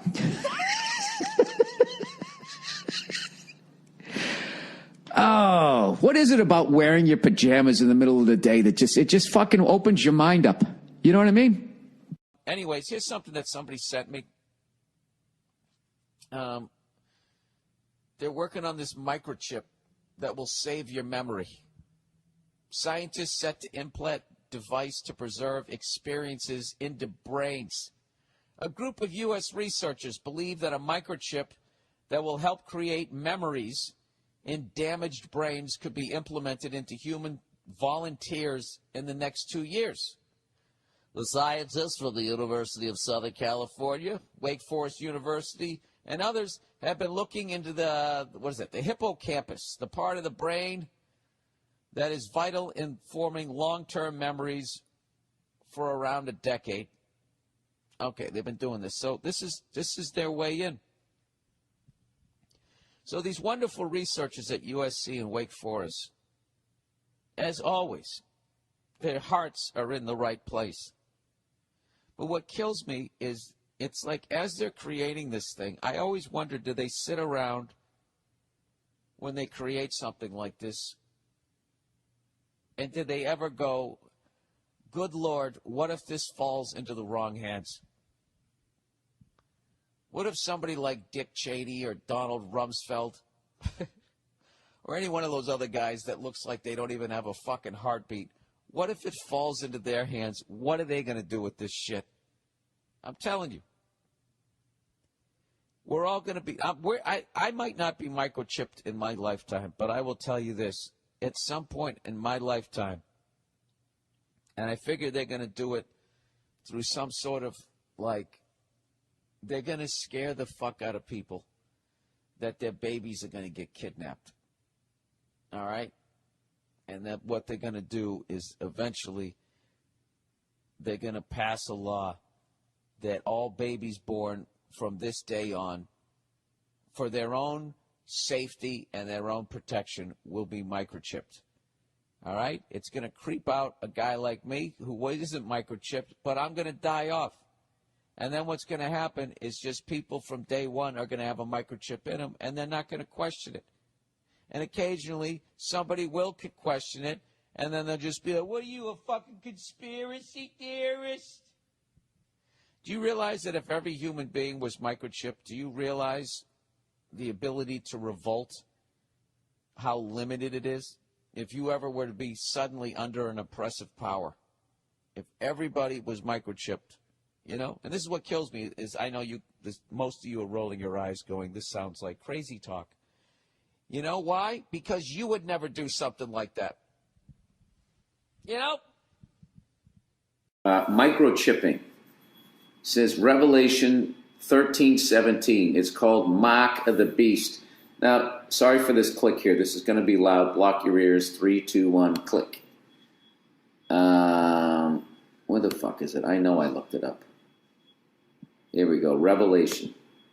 This is the exact reason why I don't read the Bible. Library, Revelation 3:17. Let's see if I can get this here. The temple of God was opened in heaven, and there was seen in his temple the ark of his testament. The ark of God's testament is the Holy of Holies, the second apartment of the sanctuary. You already lost me. Okay, evidently you can rent a room out in his church. Or he has one other tenant. In the ministration of the early tabernacle, which served unto the example and shadow of heavenly things. This apartment was opened only by the great day of atonement for the cleansing of the sanctuary. Therefore, the announcement that the temple of God was opened. Oh, okay, well, there you go. So I guess that explains microchipping. Thank you, Bible. That really is the good book. I mean, I think I understand like computers more than I get the Bible. Why can't they just write it in fucking today's English? They do that with every other book of lies. No kidding. All right. I work for the microchip company in Wisconsin. Okay. Some stick fuck offered my boss a TV show. What the fuck are they going to call it? How to shed your employees' rights? Thanks, asshole. Sorry, just venting. Love your stuff. Thank God for your gifts. You don't punch a clock for Satan. Well, neither do you. You just work for a company in Wisconsin. Quit the fucking job. Then what do I do? I don't know. Collect unemployment and not be microchipped? Come on, people. Don't give Delta Airlines your fingerprints. All right? Please don't do this, people. Please don't give into this. Don't go to Tiger Stadium and give them your fingerprints so you don't have to stand in line for a fucking pretzel. You fucking dope. And please don't be dumb enough to think, well, dude, my credit's fucked. Good luck if somebody steals my identity. Dummy, they're going to create a false credit report. All they need is the Lee Harvey Oswald to pin it on, which will be you and your fingerprints, you fucking dope. Yeah? You know, in the future, there's going to be a knock on the door, and they're going to question why you killed a hooker in the Ukraine. And you'll be like, I've never been there in my life. Oh, yeah? Your fingerprints were. Here's the story of a person who didn't kill a hooker. Now he's getting banged in the ass in the Ukraine because he left his fingerprints at the ballpark because he wanted a Coors Light. All right.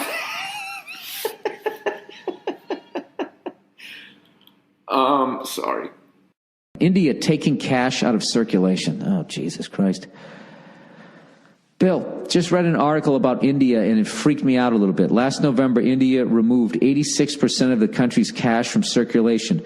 Most people are now using mobile payment options, and the Artici, I don't know what that means, also goes on to say, the article, sorry, I got the laptop on the floor, I thought that was ATRCI. The article also goes on to say that ATM machines and bank cards would be obsolete as early as 2020 in India. Not having physical money and only using a phone for buying stuff really makes me uncomfortable. Any thoughts? Yeah, they're on their way to microchipping all of us.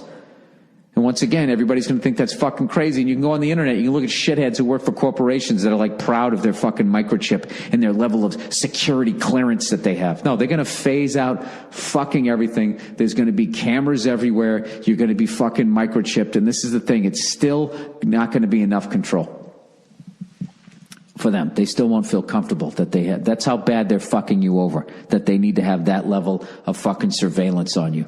That's how fucking weird they are, and they want to see what you talk about, what you jerk off to, and all this shit. It's fucking beyond creepy, and I hate when something like that gets brought up on like the fucking news, and the best the news anchor can do is kind of widen their eyes like, okay, that's kind of, that's going to be interesting. And then they immediately go to talk to us about some fucking old lady that, just, made her own jam or some shit. That's the feel-good story to get out of it. No, it's unbelievably fucking creepy. And I don't know. I have no idea how to stop it. I have no idea how to fucking stop it, because no matter what you do, people just sit there. Like, I watched this thing on the news, and they showed a robot talking to a little 5-year-old kid, and the robot was going like, if you put me in the closet, that would make me sad. And like the robot is preying on the fucking emotions of a 5-year-old kid. Like that thing should be illegal. Like, do you realize how fucked up that is? I mean, I guess they've always done that with products, preying on the emotions of kids, but to just see it in that level of raw form and just sit there and having this robot lying to a 5-year-old like it has fucking feelings. I don't know. Does it mean does everything seem like it's just really sped up and we are just heading right over the fucking waterfall? That's what I think's gonna. I don't know. That's what I believe, anyways. This is my theory. I believe that there's the upper 1% and that they're gonna get us all microchipped. And when they get sick of that shit, they're gonna sick the robots on us. They're gonna take us all out, and then eventually the robots will take over the upper 1%. And not in the way you think. They're not gonna kill them. They're just gonna be like all looking like supermodels. And human beings won't bang each other anymore because it's gonna be way more difficult. You know what I mean? Be way more fucking difficult than banging a real fucking human being, and then we'll just become extinct.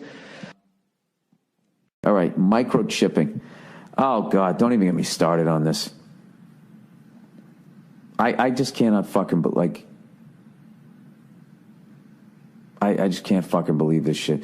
Do you know Delta Airlines wants to start using people's fingerprints as a way for you to get on the fucking plane? And do you know that most people won't have a problem with it? They're so fucking stupid. It's like, there's so many people out in the world. It's almost like, you know what, dude? Why don't you just become a fucking slave?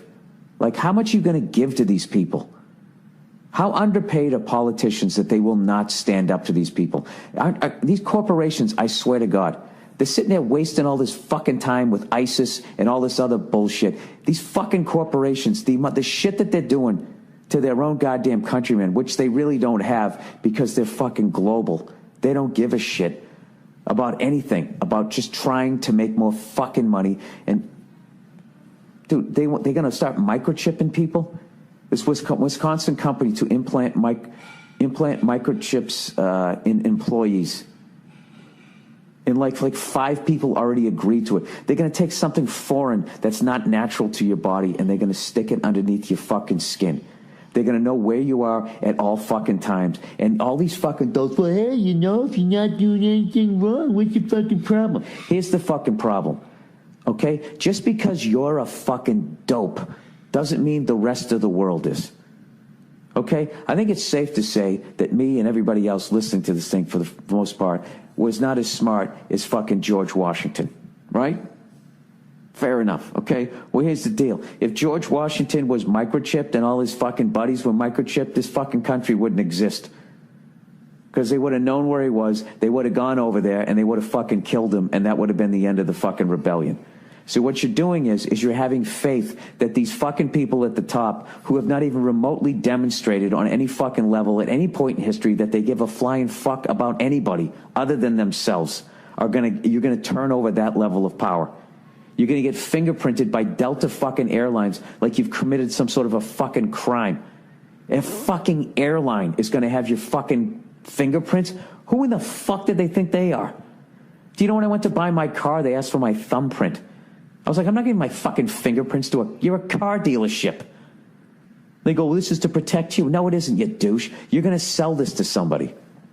It's part of my profile. I think they're all sharing information about you, what you buy, where you live, what your social security number is, your fucking fingerprints. They're going to get it all the way down to your fucking DNA. I don't know.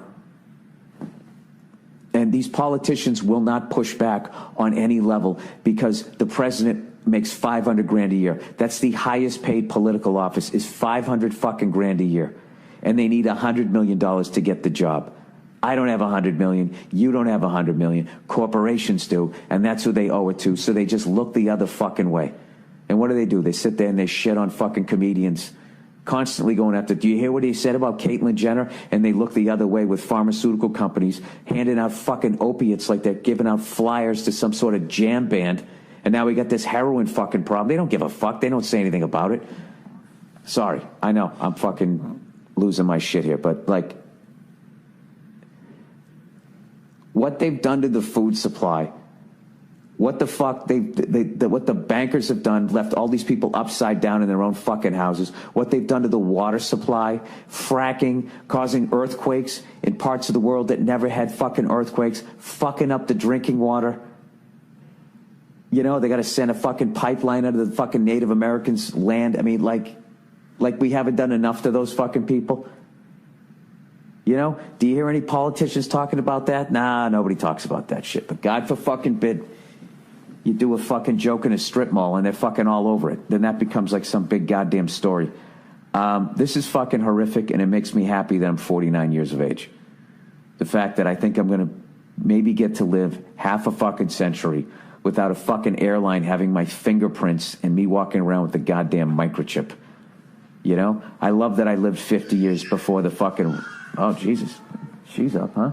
Mm-hmm. I love that I got to live 50 years before robots showed up. It's just greed and power, completely 100% out of control. And I hate, like, I'm reading this is Eyewitness, ABC News. So these guys are all bought and paid for.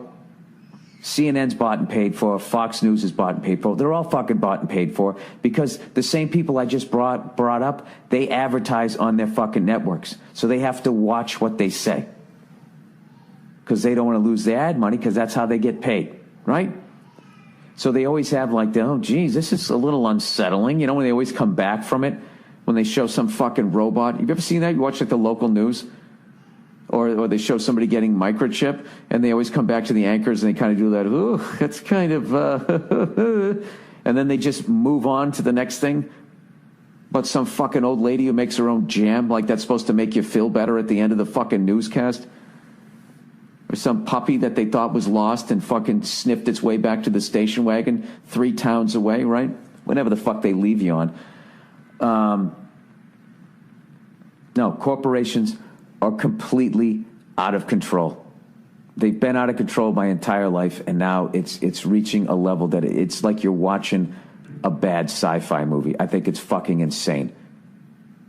Why the fuck do you need my fingerprints as a fucking airline? Who the fuck are you?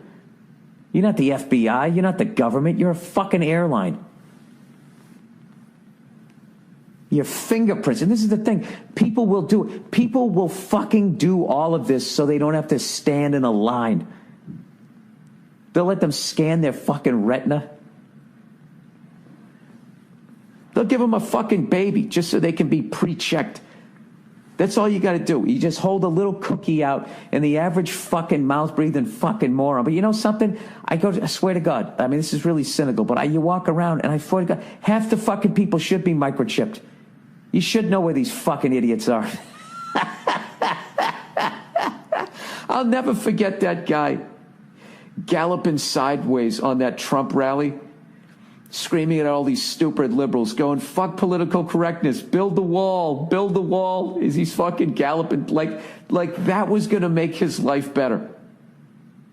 Like that was what was holding him back. I swear to God, like, I don't give a fuck how dumb you are. You have to know, as a white dude, if you were born in the United States of America, okay, you're not going to get a better starting block than that.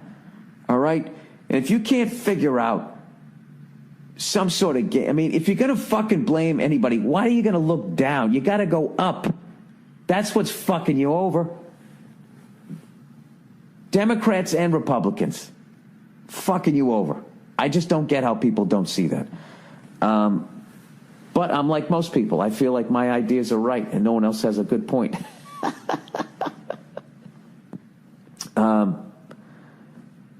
Unreal. This fucking car dealership. Can we get your thumbprint? It's like, yeah, no, you guys sell cars. You understand that? You guys lie for a living. Other salesmen who lie for a living turn the other way. Turn the other way when they see a car salesman. You're like the bottom of the barrel fucking salesman. I'm going to give you my fingerprint. You know why they say they wanted my fingerprint? They go, just in case somebody comes in and tries to is an imposter and pretends that they're you and tries to buy a car. And I just looked at the guy and I was like, you know what? I'm going to take my chances on that.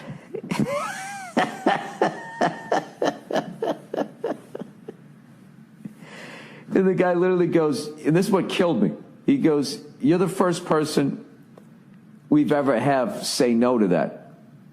Now, I hope he's just being a car salesman and he was lying to me and that was his last ditch effort to try to convince me.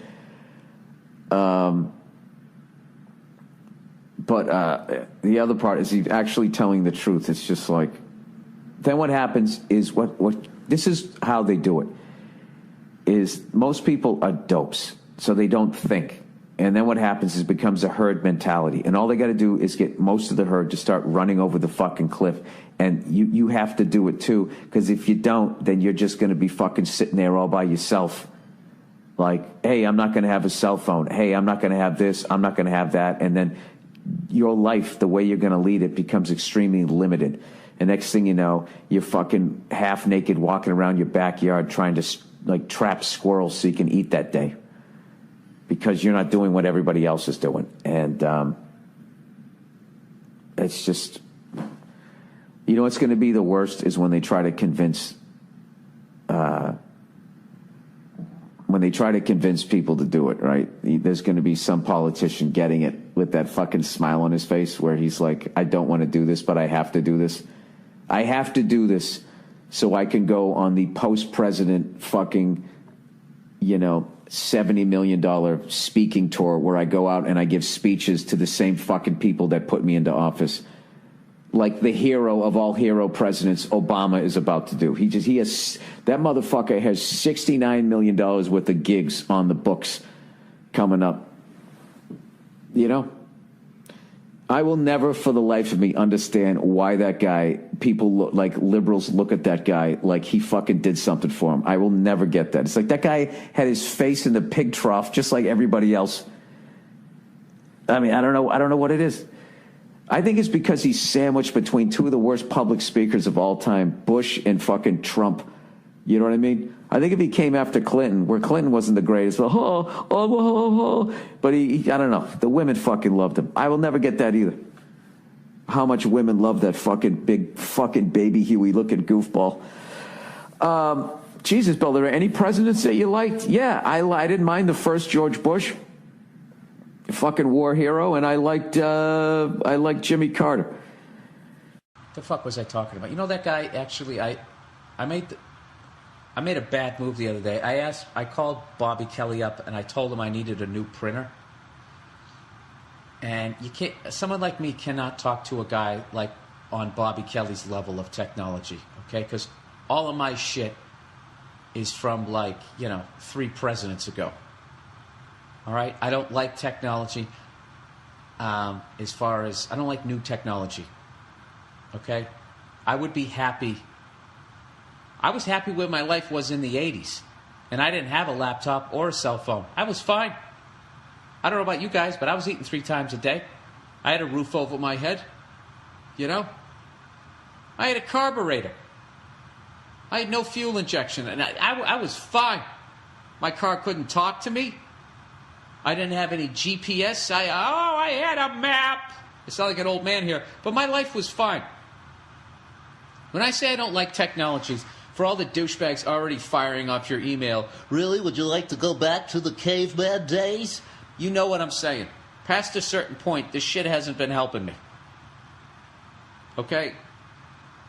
Right up to curing polio and penicillin, right there, we should have just walked away from the blackjack table. We should have left it at that. And then all we would have had to have done is just dealt with the population problem, in that you just keep it in check. Okay? You get one of these mathematical fucking nerds, God bless them, and we just have a number that we will not go beyond. Okay? And in a perfect world, everybody could join hands and we would all work together. And there would be no countries, but that's not the way it is. Because the sociopaths, power-hungry sociopaths, and fucking religious psychopaths. Okay, if you could eliminate those two people, those two groups of people, people who take the hocus pocus shit too seriously, and then those fucking those people who will do anything, will fucking do anything. You know, the only feeling they feel is the rush of putting their foot on somebody's neck. If you could just get rid of those two people, I was kidding. Who? We just look at us on the internet. Look at the way we trash each other. Probably still wouldn't work, but whatever. This is my utopia. I think we should have tapped out somewhere around like I don't know. When did the first Atari come out? You got to have video games, right? Asteroids was great, and you guys, whatever, you get bored with it. But they come up with the new asteroids. Maybe the ship would be shaped like a square. Maybe the rocks were like hexagon. No, rocks were hexagons. Well, you just make the spaceship the shape of the asteroids, and then the asteroids the shape of the spaceship. New spaceship shaped asteroids. And we all would have been excited because we didn't know any better. Because we didn't know there was Battlefield Earth Part 4, whatever the fuck it's called. Whatever you video guys are doing there. I don't even know what I'm saying. So anyway, so Bobby tells me to get this fucking... I call up Bobby Kelly, who... Bobby is like, you know, when I go to Bob's apartment or whatever, it's like walking... In my world, it's like walking like 9 years into the future. You know, remember when Yankee Stadium first came out and they were all arrogant, going, we have 2013 technology in 2009. And when they said that shit?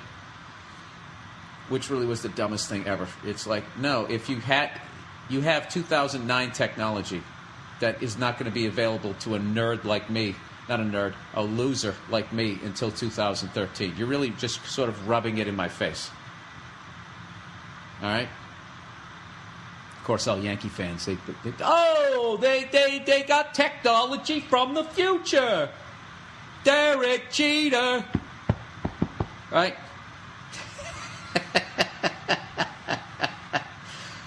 Oh, with your fucking Yankee jersey that you can't button anymore. Anyways, what am I talking about here? Oh, so Bobby's like 9 years in the future compared to me. So he gets me this. I get this fucking dude. It's fucking wireless, dude. Everything Bobby has to be wireless. You know, it's fucking wireless, dude. I can drive in a cab, dude, and I just think of something. It's wired into my brain, and it prints it out, dude. So I get this thing. Of course, this fucking goddamn thing. I've probably used it 20 times, 17 times. I've had a fucking problem with it. One time, for no reason, I would hit print, and it would go through the entire stack of paper that I had, printing nothing, just printing ho ha he ha ho ha he ha ho ha, and I'm going, what the fuck's going on? He ha ho ha he ha, right? And then finally, the last 2 pages, it would just print a bunch of code. And you know, I don't give a fuck. Just at some point in that 5-minute exercise, ho ha he ha, fucking print what I'm trying to print. Never does it. So then I gotta call Bobby up. Bob, this fucking printer sucks, dude. It doesn't suck, dude. Just tell me what. Go into properties or whatever. Click on the Apple, dude. And I'm on the phone for like 45 minutes. I like my old printer. It had a wire. It was tethered to reality. And I plugged it into my fucking laptop. You know? I like that real shit. I'm like, it's in the air, man. I don't know what's going on. I can't figure that shit out. So anyways, I don't know what the fuck I'm even talking about here. What am I really saying? Why can't stuff be easy? Why can't stuff... What I really want is for nothing to change so I don't have to learn anything new. I think that's what I'm really trying to say here. You know what's funny about the fucking New World Order? You know what makes me chuckle about it? Is it's completely, on paper, it's totally fucking necessary. I have come full circle. I understand why I'm going to be eliminated. So if anybody in a fucking hood, a cloaked hood or whatever, you know, if you're listening in while you're dripping fucking hot wax on a goddamn Maltese Falcon, whatever the fuck you're doing in your weird-ass little ritual, I don't need to be re-educated. I get it. Just get on with the killing. You know? I'll be the only guy going to a death camp, like playing a banjo. You know, with a folk tune called I Get It.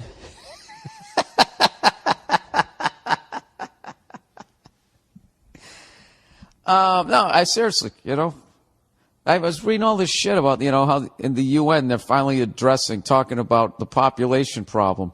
And a lot of people are coming up with this shit where they're just like, look, we got to get rid of 90% of the population, you know, and to do it in a way that, like, you know, doesn't make every other fucking genocide like look. What am I trying to say here? The only way you can fucking do that. What am I trying to fucking say here? Jesus Christ. Okay, so they go, all right, if everybody just has one kid from here on out, we can get the population down to like 3.5 billion by 2075. But the problem is like most things, we just treated it like a term paper. It's too fucking late. So you got other people like going, no, we got to fucking, you know. You got the other people, they're acting like, you know, the host of that Hoarder show where they're just like, throw it all out. It's all shit, right? I think that's what they're going to do. So I guess if you want to survive, what you have to do is you got to up what you bring into the game. You know, because if you're like me and you're kind of like the human equivalent to a stack of newspapers with a dead cat underneath it. You know, you're gonna be out. You're gonna be out the fucking window, all right? I wonder if they're gonna let you choose how you want to die. How would you do it? You know, what do I do? You know what I would like? I would like to fucking be on some sort of bungee cord that goes fucking, instead of up and down, it goes side to side, and I just swing on it. They bring me back like a giant slingshot. And just get shot to that giant TV at Cowboys game during like a Monday Night Football game. You know, knowing that I'm going to die, but I set it up like it's going to be this stunt where I'm going to go over it, you know, and I just horrify some kids. That'll be like my last thing as I bounce off that turf right next to Tony Romo. I'm sorry, people. I've been alone all fucking week. This is the shit I'm thinking about. This is the Monday Morning Podcast, everybody. This is the uplifting MMP. Talking about eliminating 90% of the people, the world's population, as you sit there eating a fucking eclair. Huh? Who had one already? Who already had a fucking eclair this week? Huh? Who? Why do people eat eclairs? Who eats a fucking eclair? You know what I mean? With that fucking goddamn jizz in the middle of it. I mean, if like it wasn't disgusting enough, you got to get like a donut facial. That's got to be like one of the, you know, like the low points when you just have like total, like just self-hatred. I would think as a fat person, if you just bought a dozen eclairs, when you're polishing off like the 8th or 9th one, if you had a big fuzzy beard, it's all in your mustache, and you look like you're in some donut bukkake movie, you just got to be like, what happened? You know, I used to climb trees. I used to do cartwheels. I can't wait to get to this fucking thing later on in this podcast where this guy is trying to claim that the Earth can sustain 100 billion people. I really cannot. I cannot wait. I just glanced at it and looked at it, and it's just I just how the fuck you arrived at that number. And I actually tried to find shit. I started looking up how many fucking people the Earth can sustain. And what I immediately found was that nobody could say for certain, but the numbers estimated were nowhere near 100 million fucking people. 100 billion, sorry. So I cannot wait to read this guy somehow claiming that there's enough farmland to feed 100 fucking billion people. I don't okay, do we stack each other on top of one another? And even then, do elephants get to roam free anymore? Where are all the fucking animals? If there was 100 billion people on the planet, I would think that cannibalism would slowly start to become legal. They would have, they'd have farm people or stock people. That's what they call them. And they would be simply be used for food, you know? We just, you know, and of course it would be, the evil white man would decide who it is that gets eaten first. Maybe they'd start with like the pygmies or something like that, because it'd be like, all right, well, they are of a particular race, but they're not as tall as most people in that race. So, they're sort of bite-sized. They're like sliders, right? Sliders. They're like human sliders. Get a little honey bun, stick a fucking ankle between the two, right? Why would you eat an ankle? Ankle meat? All right. Oh, here it is. Here it is. This is the one I wanted to read. This is amazing. Overpopulation myth. Bill, how you're doing? And I'm just checking in on you. To inform you that if you go online and see for yourself how much arable, A-R-A-B-L-E, farmland and resources there actually is in the world, you'll see that there is enough to feed and home at least 100 billion people for a provable fact. I don't know. That sentence didn't make sense. Did you voice text this? Or did you actually, this is how you actually type out sentences. Person goes, so anytime you hear anyone say that 7 billion people is too many people, they're, T-H-E-I-R, either seriously misinformed and or too lazy to do some research, or flat out lying through their teeth like our so-called leaders and scientists must be. Oh yeah, they got to be lying because you can't even spell "their" right. Because within 1 to 2 days of research, you can find studies that prove what I say. It's going to take me 1 to 2 days to find it on the internet. This is fucking hilarious. 1 to 2 days to research, you can find studies that prove what I say is true. Parentheses, at least 100 billion. Now, I know you're in the business of waking the masses up, just like the late, great Bill Hicks. No, I'm not. But do you realize how serious the situation is regarding the distraction and brainwashing as organized by big business and their controlling family owners? So as great as I think you and your comedy are, mentioning overpopulation, which is a complete myth, is doing them, parentheses, big corporations and the cunts who own them, a big service in adding to the brainwashing. Anyway, Bill, I know you're a great man because of the subjects you talk about during your shows, but please look for yourself at how much arable farmland there is and consider the fact that all food grows completely for free. Wow. All right. Well, I'll tell you this, buddy. I know I'm a moron, so I just looked up. I looked at this. How many people can the earth sustain? And it says, how many people can the earth support? So 10 billion people is the utmost population limit where food is concerned. That's the first one. The next one says more than 7 billion people currently are on the planet, compared to 3 billion in 1967. That one doesn't say. Well, that's a video. I don't want to watch that. Current population is 3 times the sustainable level. That's the next article. How many people can the earth sustain? I'll click on this one. I'm trying to find anything that says anything even remotely close to 100 billion. Here's a staggering stat. According to the United Nations, the world's current population of 7.2 billion, is now up to 7.8, is projected to increase by 1 billion over the next 12 years, which would bring us to 9.6 billion by 2050. How can we sustain all these people on the planet? Or rather, how many people can this planet sustain? That is the question Alan Weissman explored in his latest book, Countdown, Our Last Best Hope for a Future on Earth, ? Jesus Christ, a bunch of conversations. Bunch of words. How about a number? Where is the fucking number? All right, he has the chart. In the next 50 years, we will need to produce as much food as has ever been consumed for an entire human history. Well, that makes sense because there'll be the most people. There'll be the most farts ever in the history of human beings.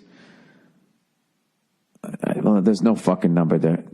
Sir, all I can tell you is if you see the environmental damage that 7.8 billion people did, if you're going to have 100 billion people, I mean, at this point in Africa, there's barely any land for wild animals. It's all like, for the most part, down in the southern part of the country, it's all like roped off. It's finite. You know what I mean? They're completely surrounded. I'd have to say that I disagree. And not just by your spelling, because I couldn't read half the fucking words you said even when you spelt them right. But yeah, no, there's no fucking way 100 billion people. And there's any sort of animal life left that isn't stuck in a cage. You know what I mean? And also, in this last year, I traveled to Singapore, Hong Kong, and Mumbai, India, and I saw what that next level of population looked like, dude. And I was breathing that air. Not Singapore. Singapore was different. But Hong Kong and Mumbai, India, you could almost taste the fucking air, and it was just way too many fucking people. I can tell you that. There's no way 100 billion people. And I don't understand why I need to look it up for 1 to 2 days. Why couldn't you just send me a link? I would love for you to be right, but I'm going to go out on a limb and say you're not. I'm going to go with the scientists on this one. And also, this also sounds like, you know, when people denied global warming. Not to get all political, but one political party adamantly denied it for years and years and years, and now decades, and now they finally just go, yeah, we are causing climate change. But you know what? It's too late now. So I imagine that's what we're going to do. Out here, we have a fucking methane gas leak that's been going on, and I guess it's like 10 times worse than carbon dioxide as far as getting put into the fucking atmosphere, as far as heating it up and all that. We're completely fucked. We're fucked. We're absolutely fucked.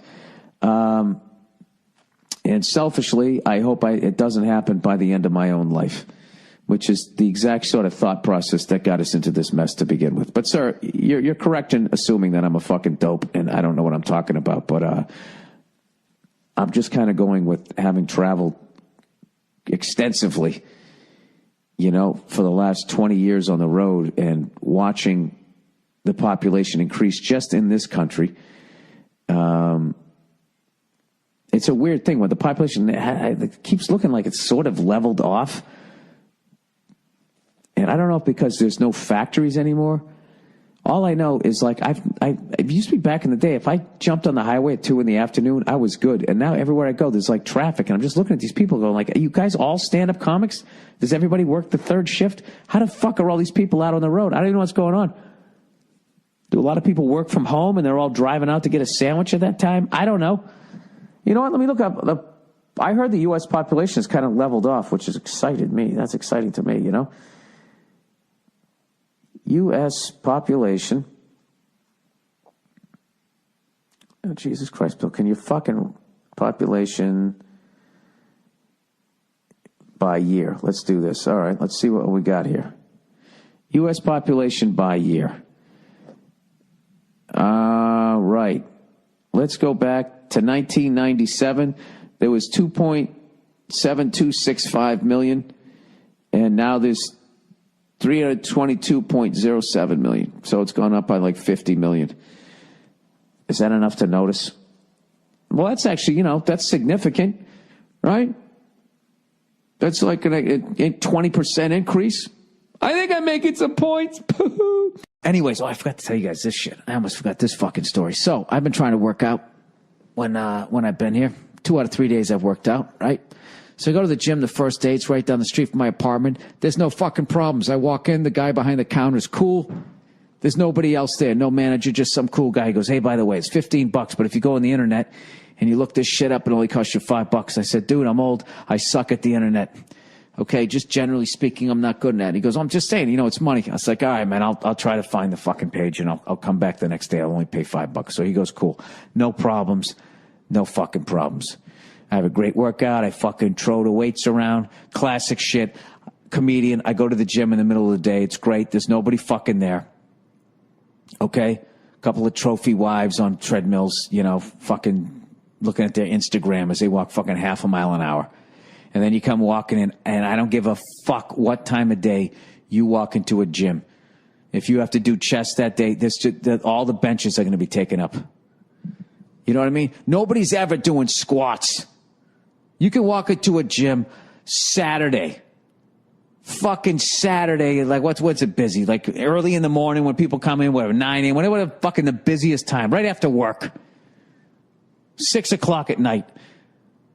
Okay, you can go walk into a gym and you can just immediately just start doing squats. Nobody does fucking legs.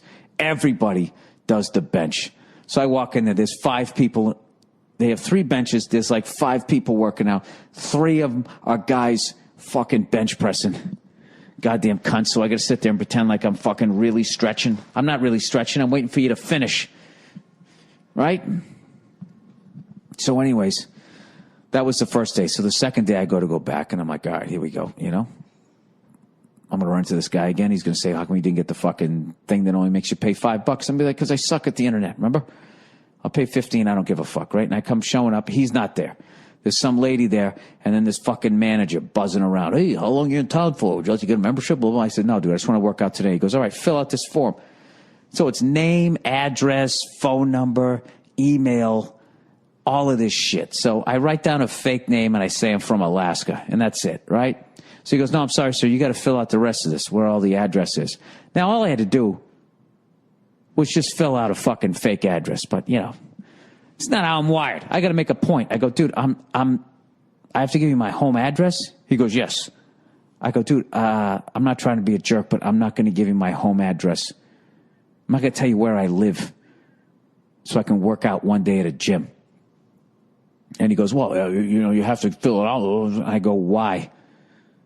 Why do you need to know where I live? And he hems and haws, and I just keep going, why do you need to know where I live? Okay, it's $15 to work out. I have the $15. I'm going to give it to you, and I'm going to work out at the gym. Why do you need to know where I live? So finally he goes, well, sir, God forbid if you have some sort of incident happens and we need to get in contact with somebody. I said, so you're telling me that God forbid, to use your expression, God forbid I keel over on the elliptical, you're not gonna dial 911. You're gonna go drive to my house and knock on the door and hope somebody's there. That's what you're gonna do. You're not gonna do that. You're gonna call 911 like everybody else. And he just keeps going, oh, who are we gonna contact? It's like, what the fuck do you care? Who to contact? I just said, look, if you can tell me why I need to put down my home address, I'll write it down. But other than that, I'll give you a phone number, somebody to call if something happens to me. But don't call them. They're not a doctor. Call 911. Tell you what, yeah, that's the deal. Call 911, and here's a number, if you want to let my wife know where the hell I'm going. That's it. You don't need to know where I live. So the guy finally goes, well, you have to fill it out. I go, why? And he goes, it's protocol. And I go, exactly. You cannot logically defend why you want my home address. You're getting my home address so the people in corporate will have that information and they can sell it to other people. Right? So I go, I'm not working out here, right? So I go to walk away. And then the lady behind the desk, she goes, have a nice day, sir. I don't say anything, keep walking to the elevator. She goes, have a nice day, sir. And I turn around and go, I understand sarcasm. You're not telling me to have a nice day. You're telling me to go F myself. I got in the elevator. I know a lot of you guys are like, Bill, why don't you just you write a fake address? That's what I fuck. You know why? Because at some point there's got to be some sort of pushback. Somebody has to fucking complain about this shit. When you walk into those places and they go, do you have an ID? Don't ever hand them your ID. You hold it. And just say, here you go. I'll hold it right up to your fucking face. You want to read it? Go ahead and read it. But you're not typing in shit from my ID onto your fucking computer. Every time you put down my name and my address, you've added another layer where I am vulnerable to identity theft. And I'm not going to do that just to go work out at a fucking gym. I'm not having a kidney transplant, you cunt. I'm going to go do some fucking pull-ups. Give you all my fucking information. I don't know. You guys probably think I'm a psycho, right? I'm not. I'm right. I'm right on this one. I'm wrong about a lot of other shit. Whatever. This is stupid. Me just sit here telling you that I'm right. Oh, really, Bill? Do you agree with yourself? That's amazing. Somebody sent me a picture the other day. This guy had a pickup truck, and on the back he had all this shit. Anti-Obama. Obama, is that how you say his name? Obama. And at one point he had this. This is what fascinates me about people who are straight up Democrat or straight up Republican. It reminds me of people who are into like fucking organized religion, just like the blinders that they have on. This is the bumper sticker this guy had. It said, recession, your neighbor loses his job. Depression, you lose your job. Recovery, Obama loses his job. You know? And it's just like, those fucking people, it's like, how do you not see that they all kind of do the same thing? And they're all on their knees blowing the same fucking,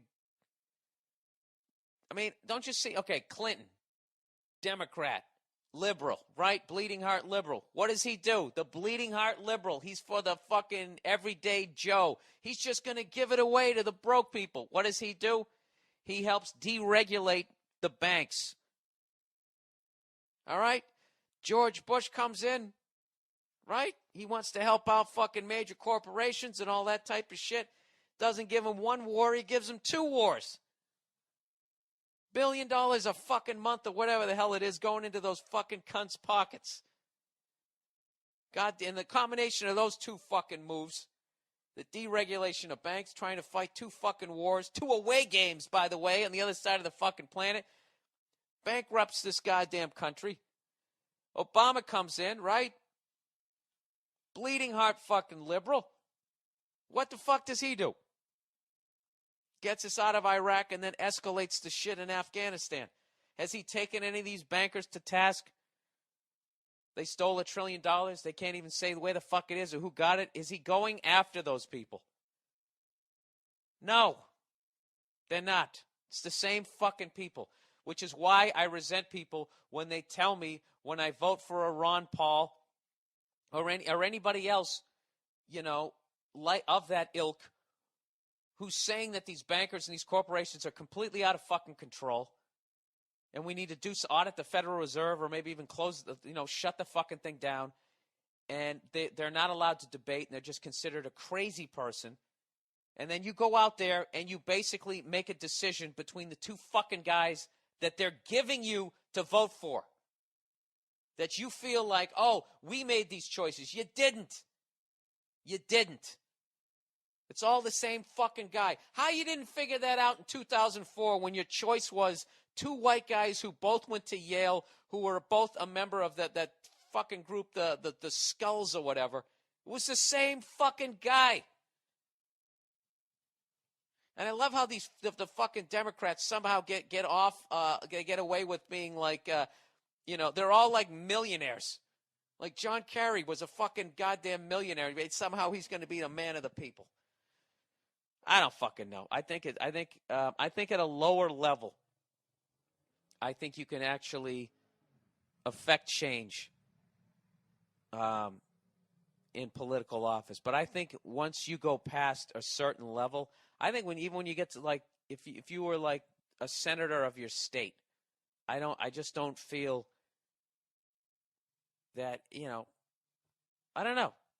I think Obama said a bunch of shit that he was going to do, got into office, saw how shit worked, and right now he's trying to prevent getting shot in the fucking head like everybody else who gets that job, and you just do what they want you to do. That's my fucking 2 cents. But these fucking morons who will come along and just sit there and blame the current president if they're not a member of their party, it's just beyond me. It's just fucking beyond me. Like I don't know. But like I said, I feel like I've talked about that enough on this fucking podcast. People are still coming at me, not understanding what I'm saying about these automated checkout machines at the grocery stores. Once again, this guy writes me like a 5-page fucking email talking about pulleys and levers and inventions from back in time, like I'm against fucking progress. And he's comparing all of this like I'm sitting there going, fuck airplanes, we should be back riding horses. What about all the blacksmiths who got put out of business? I'm not talking about that. I don't want to ride a horse to a gig in fucking Philly. I don't want to do that. I love airplanes. I don't have a problem with that shit. I'm not talking about progress. I'm talking about something that makes me have to work for somebody for free. That's what I'm saying. All right? If they came out with those automated checkout machines and it got rid of people's fucking jobs, but I walked up there and it was like this thing that just magically could tell me what I fucking owed without me having to do the actual fucking job that the other person was just doing, I wouldn't have a problem with it. But those fucking all they did was turn the cash register around. And now I have to do it and bag my own shit. How the fuck is that progress? Somebody else was trying to tell me that it's all part of this movement of it was really a spiritual thing, so that we'll have all these robots, man, and they'll be doing all these jobs, and then life will just be all about, just exploring life because you won't have to do a fucking job. It's like, dude, you're completely ignoring sociopaths. All right? Which is why, like, when as much as I lean left, I don't go all the way to the left, because that's the big flaw in psycho level of liberal thought, is you completely ignore sociopaths. If everybody was just nice to everybody, everything would be nice. No, it wouldn't. There'd still be Charlie Manson. There'd still be those guys. There'd still be that guy who couldn't handle not fucking having more than somebody else. Or the person who can't feel anything unless he's fucking poking the eyes of a squirrel out. So I don't know. My theory has always been that fucking, it hasn't always been that way, just through the fucked up shit that I've read, and God knows if it's even right, is that sociopaths basically run the fucking world. They have the balls to just go out and take, and they have the I don't know if it's a chemical makeup, psychological makeup, whatever it is, to feel absolutely no fucking guilt. They could give a fuck about other human beings. They could give a fuck about nature. They could give a fuck. They could give a fuck. So, Jesus Christ, I'm so on my goddamn soapbox. I don't even know what the fuck I was talking about. Oh, getting back to that shit. So that is my I don't have a problem with ATMs. Okay? ATMs, I basically became my own fucking teller, but here's the big difference, is I then had access to my money 24/7. You gave me a little something. I don't have a fucking problem with that. But I walk into a grocery store, and now I'm standing behind a fucking plumber trying to scan a week's worth of goddamn groceries. It's not quicker. It's not, it sucks. Fuck you. Okay, stop sending me fucking emails about pulleys and levers. Jesus fucking Christ. The advent of the wheel. He's fucking 40 BC. Ugh. I'm not working for fucking free. I'm not doing that. Those goddamn automated things there when you go into a parking garage. Now I got to stand in two fucking lines. I got to stand behind somebody as they try to stuff their crinkled up dollar bill in trying to pay for their parking. And then I got to drive, then I drive down waiting to leave, and they don't get to just fucking leave because they got to make sure they paid. All you did was create an extra line, and you eliminated the fucking parking garage guy. And now I got to sit there and wait for the person to, where the fuck did I put the ticket that said I paid? Twice as goddamn long. That's what I'm talking about, pulley and lever guy.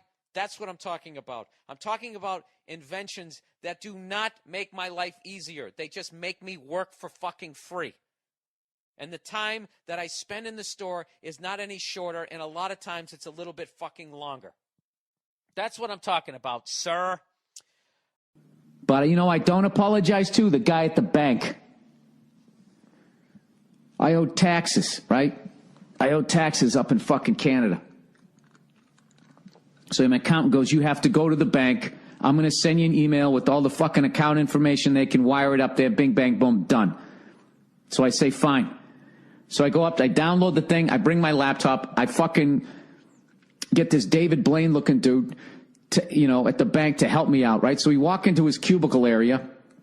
We sit down. I have all the information on the computer screen. He starts going, read me the VIN number. I know it's not that, but you know what I mean. And I'm like, what number? He's like, that number there. Read that to me. So I read it to him. He goes, all right, read me the next number. I go, which number? He goes, read me that number. And then I just finally look at him. I go, what do I work here? He's like, excuse me? I go, I feel like I work here right now. I'm like, look, just turn it around. Here's all the information. Type it in. And he goes, well, it's going to go quicker or something like that. And then he just kind of got quiet, right? I'm just fucking sitting there. And then after a couple minutes, he just kind of goes like, I don't understand like why you got upset there. I go, well, I'm not upset. I'm just calling you out on the fact you start treating me like your secretary. I don't work here. He goes, I'm not treating you like your secretary. I go, yeah, you are. You got me like reading off numbers and stuff. He goes, I'm just doing that because it'll be faster. And I go, well, I disagree. Well, what the fuck am I? You understand? You work at the bank. You're at the bank. You work at the bank. You get paid to work at the fucking bank. I'm the customer. This is what I need you to do. Do the fucking transaction. Jesus fucking Christ. These fucking goddamn, I'm going to say it. These kids today, everything about them it's interactive. Hey, man, like, hey, fucking reach out through the fucking interweb, man. Fuck off and do your job. But I didn't say any of that. I just said I disagree.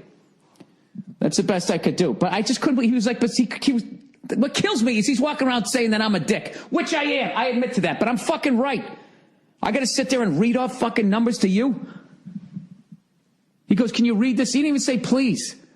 He starts talking to me like I'm like I was like, did I just get hired as your assistant, you fucking cunt? I didn't even know what he was talking about, all of those numbers. I'm not a fucking banker. Every time he told me to read off a number, he had to explain what the number is. Like, how is that quicker? Oh, Jesus. So I meditated for the first time in about 6 weeks. I'm just trying. Yeah, I know. To the guy at the bank, maybe I could have explained it a little nicer. Maybe I couldn't have just flipped out here. But, know this. That's what I wanted to say in the bank, but I didn't. Okay? I just fucking kept my cool. But, like, you work at the bank. I don't. I need you to do this transaction. I have money in your bank. Back in the day, you guys used to give, like, 10%. 8% on fucking money in the bank. You now give like 0.0001%. Okay? So now you don't give me any money on it. You've loaned 10 times out on what I fucking have there. You guys invent money. You're literally counterfeiters. And now I have to go in there. You guys nuke the fucking economy every 8 fucking years, building housing bubbles or whatever, and you don't go to jail for it, and you leave Americans upside down in their houses, and you don't give a fuck. And then on top of that, I got to go in and read the fucking numbers off to you? Fuck off. I know this is childish for me to be sitting here alone, losing my mind, but I cannot lie to you and not tell you how fucking good this feels to get this out of me. Part of my meditation today is I'm actually doing this series on patience.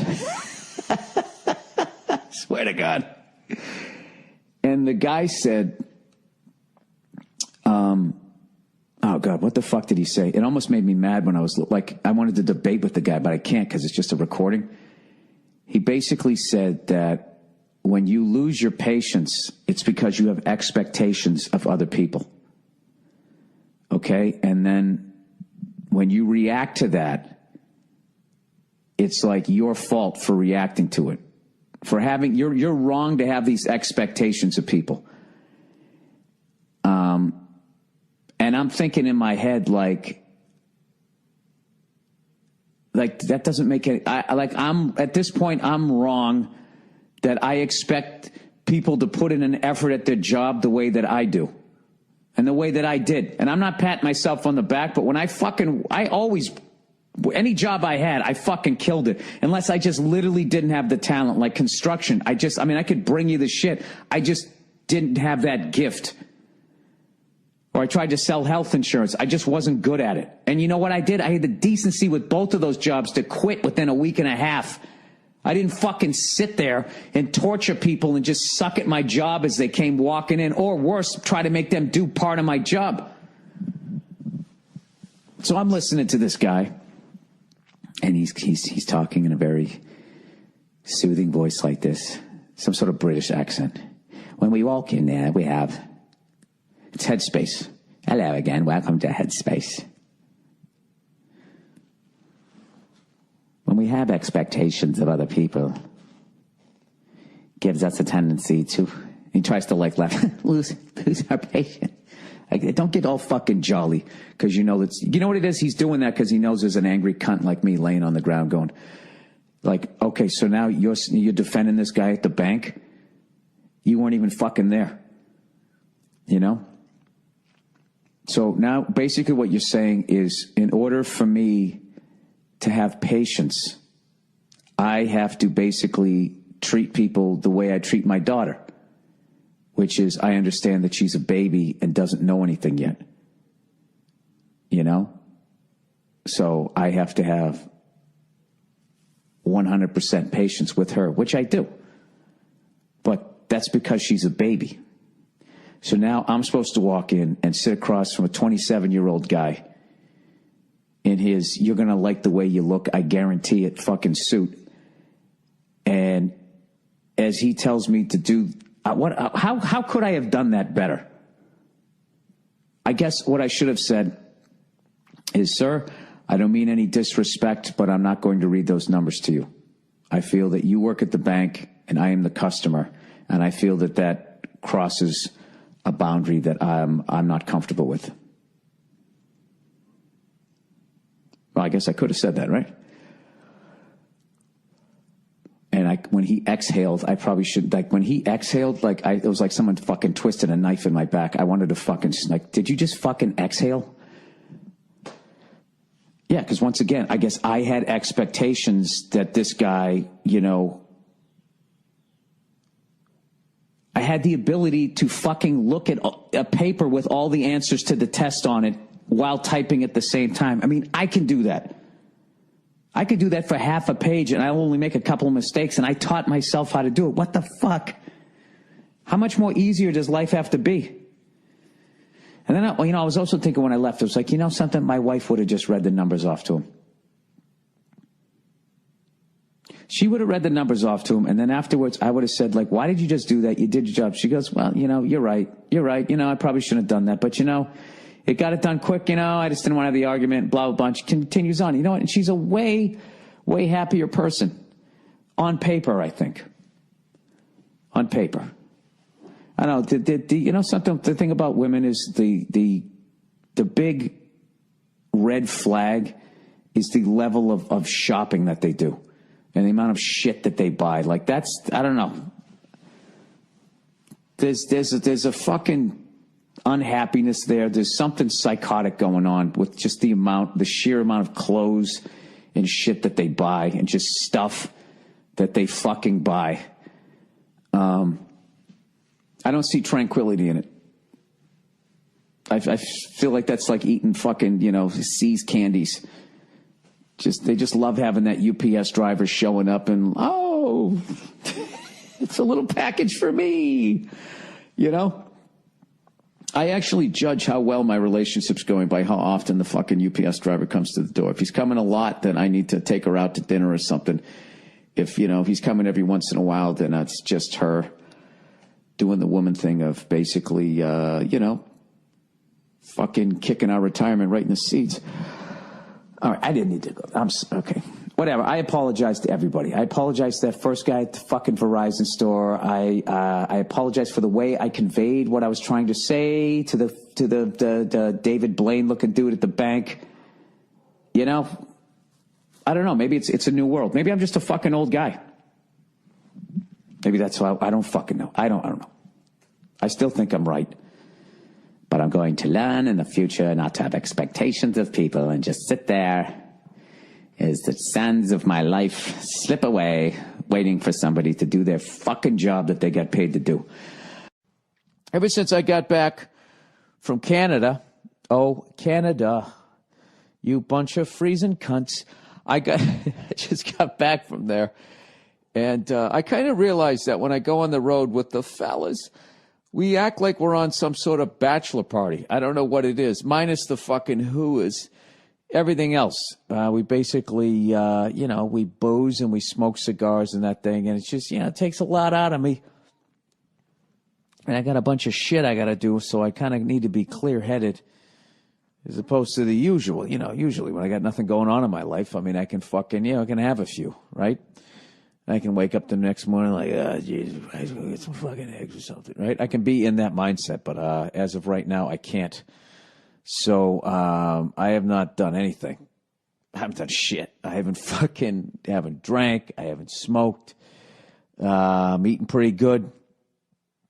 I'm even laying off the internet porn. I mean, it's just fucking over. I actually got this Time magazine that was about internet porn and how it's like fucking people up, especially like kids, when they first like just the shit.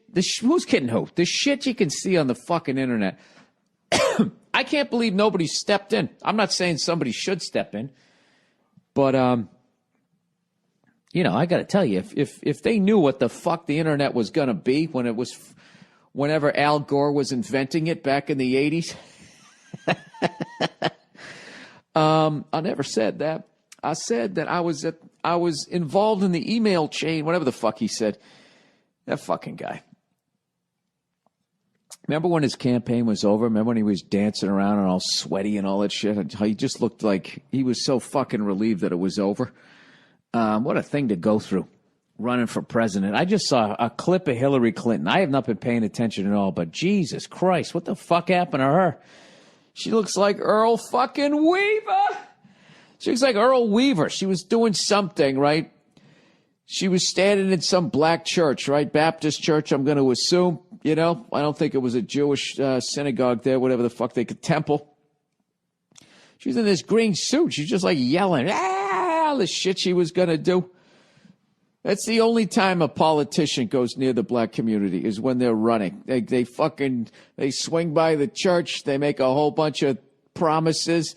And then they get in the fucking limo and they go, let's get the fuck out of here. Right? Fuck out of Dodge. Then they go over, they do a town meeting, talk to all the lunch pail Louis, right? Then if there's even those people left in this country, if you fucking make anything, and they get over there and they roll up their sleeves. That's when they're talking to the working man. They take off their sport coat and they roll up their sleeves. Like they're going to build something rather than just go out there and say the exact same bullshit they just said in the Baptist church with more of a fucking lunch pail swing to it, right? And the whole fucking thing. It's just gross. I don't know how anybody sits there and watch that shit. But the latest thing that I've become fascinated with is I completely leave whatever the fuck I was just talking about. I'll come back to it, the clean living thing. Who wants to listen about clean living? It's the most boring shit ever. Anyways, I've become fascinated with how super rich people avoid paying taxes. It's fucking fascinating. It's one of those things, it's like you got to respect it on a certain level. It's the brilliance of it. And then there's a certain level of balls that takes because you're fucking with your freedom. Anytime you're fucking with taxes, you know what I mean? Fucking with the government. Anytime you're doing that, I mean, what is that? I don't know what the fuck. Is that a federal thing? I guess if you're not paying your federal income tax, yeah, Bill, that would probably be a federal crime. I don't know. I always hear you got to cross state borders. Do you have to not pay taxes and then leave your state before it becomes federal? I don't know. I don't know these things. But anyways, just the balls that it takes and the, I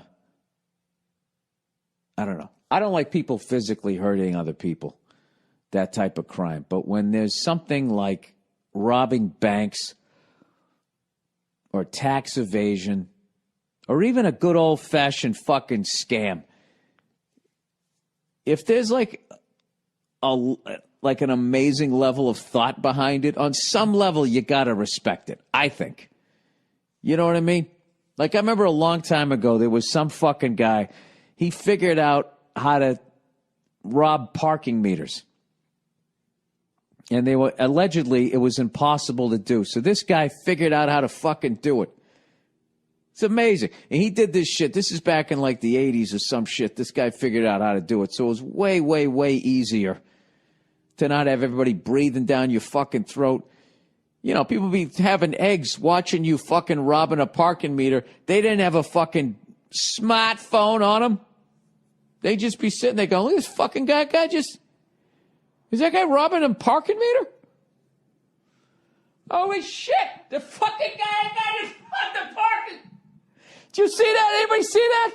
That was it. That's all that fucking happened. Rather than some douche sitting there filming you and you're arrested before you even get home. Right? And then the fucking local newscasters, they always got to do some sort of fucking bad pun. You know what I mean? I'll tell you, this guy's life, his freedom is now going to change. You know, they do that. Somehow they get away with that in like fucking newspapers. Like they can have the biggest fucking puns ever and everybody thinks it's great. You know? I don't know. I can't even think of one right now, but whatever. You sit at home and you think about it. You sit at your fucking cubicle instead of doing your goddamn work. You think of one. So anyways, this fucking guy figured out how to do this shit. And of course, the parking meter guards were beside themselves. You know what I mean? It was like one of those sci-fi movies. Or like the Titanic movie. Like, not even God can sink it. That's what they were like. Not even God could get the fucking quarters out of this meter. This meter, right? They were talking all kinds of shit. So this fucking guy figured out how to do it. And you're thinking like, all right, whatever, man. What the fuck you going to do with that? Well, dude, there's fucking meters all over the city. So this guy, anytime he wanted a drink, if he wanted a fucking sandwich, dude, he had it perfect. It was like his own ATM machine before ATM machines. He'd just walk up, bing, bang, boom. He had a sack of fucking quarters. You go down to the bank. You go, hey, can I get one of some of them roly fucking things there? Right? Yeah, sure. They don't give a shit. Nobody gave a fuck back then. Nobody was paying attention. They were trying to pay attention, but not to that type of shit. So this guy would roll the fucking quarters. You know? Rolls enough quarters. Next thing you know, he gets himself out. How the fuck would you get all those quarters down to a car dealership? I have no fucking idea. Although I talked to some drug dealers about how they fucking, or a guy who knew drug dealers. Let's be honest here, Bill. Let's not act like that news guy saying that you were in the war and then you were in a chopper or some shit next to the chopper and you didn't really fucking see it. Okay, you took a fucking helicopter tour one time. You weren't even in Iraq. Whatever the fuck he said. I don't pay attention to shit. So anyways, I was talking to this guy and basically how back in the day when drug dealers were still driving around in flashy cars, because from what I heard nowadays, they don't even want to attract that level of attention. How it used to be was any cash deal that was over 10 grand had to be fucking reported. So what these drug dealers would do was they would go out and they'd buy a car worth 9 grand for cash, and then they drive it around for like a fucking week, and then they trade it in for a car worth 16 grand. Maybe get 7 for theirs, and then they throw another fucking 9 at the other car. Now they got a $16,000 car. You drive around for a little bit, you fucking trade it in on a $23,000 car. They give you whatever, and so on and so forth. Until you trade your way all the way up to whatever fucking car you wanted. I just look at that shit. It's like, I mean, that's not the deepest thing, but that's the way my brain would work. I'd be like, well, I guess I got to drive a piece of shit then. What's the point of dealing drugs? Right? Or I'd just say, fuck it. I'm buying a Ferrari and I'm going to drive it until they catch me fucking 3 weeks later. By the way, the Ferrari I like is the Ferrari California. That's the old man one. The fucking GT, the Grand Touring one, right? I don't need to ride around in some Batmobile. Just give me one that's shaped like a fucking Jaguar from back in the day, you know? Or maybe a Toyota Supra. Remember those fucking things from the 80s? I remember this guy loaned me his. Well, he used my truck to move, and I ran and I beat the shit out of his car, and he beat the fuck out of my truck, and we both got our cars back, and he's smelling rubber, and I'm seeing all kinds of scratches all over my truck, and we just, it's kind of a fair deal, right? And then we both got arrested for drinking and driving months later. But that's a completely different story. I know, I'm all over the map. I'm doing this late night, and I don't want to be doing it right now, but I got shit to do in the morning. So anyways, this fucking guy, you know, if he had half a fucking brain, what you do is you keep your day job, right? You keep your fucking day job, and then, you know, for anything miscellaneous, you just go to the parking meters. right? And what you do is you start storing up on the quarters. Then every once in a while, right, you start washing the money with your fucking cat. I know what you do. You fucking you go into stores and stuff. Who gives a fuck, right? You just use it to get yourself a better TV. But what does this dope do? He gets fucking greedy. I don't even remember how the fucking story goes. All I know is he just started hitting every fucking goddamn parking meter around. And next thing you know, he's sitting on like a fucking $2 million in quarters, and he ended up getting busted. But there was a part of it, I liked the guy, you know? So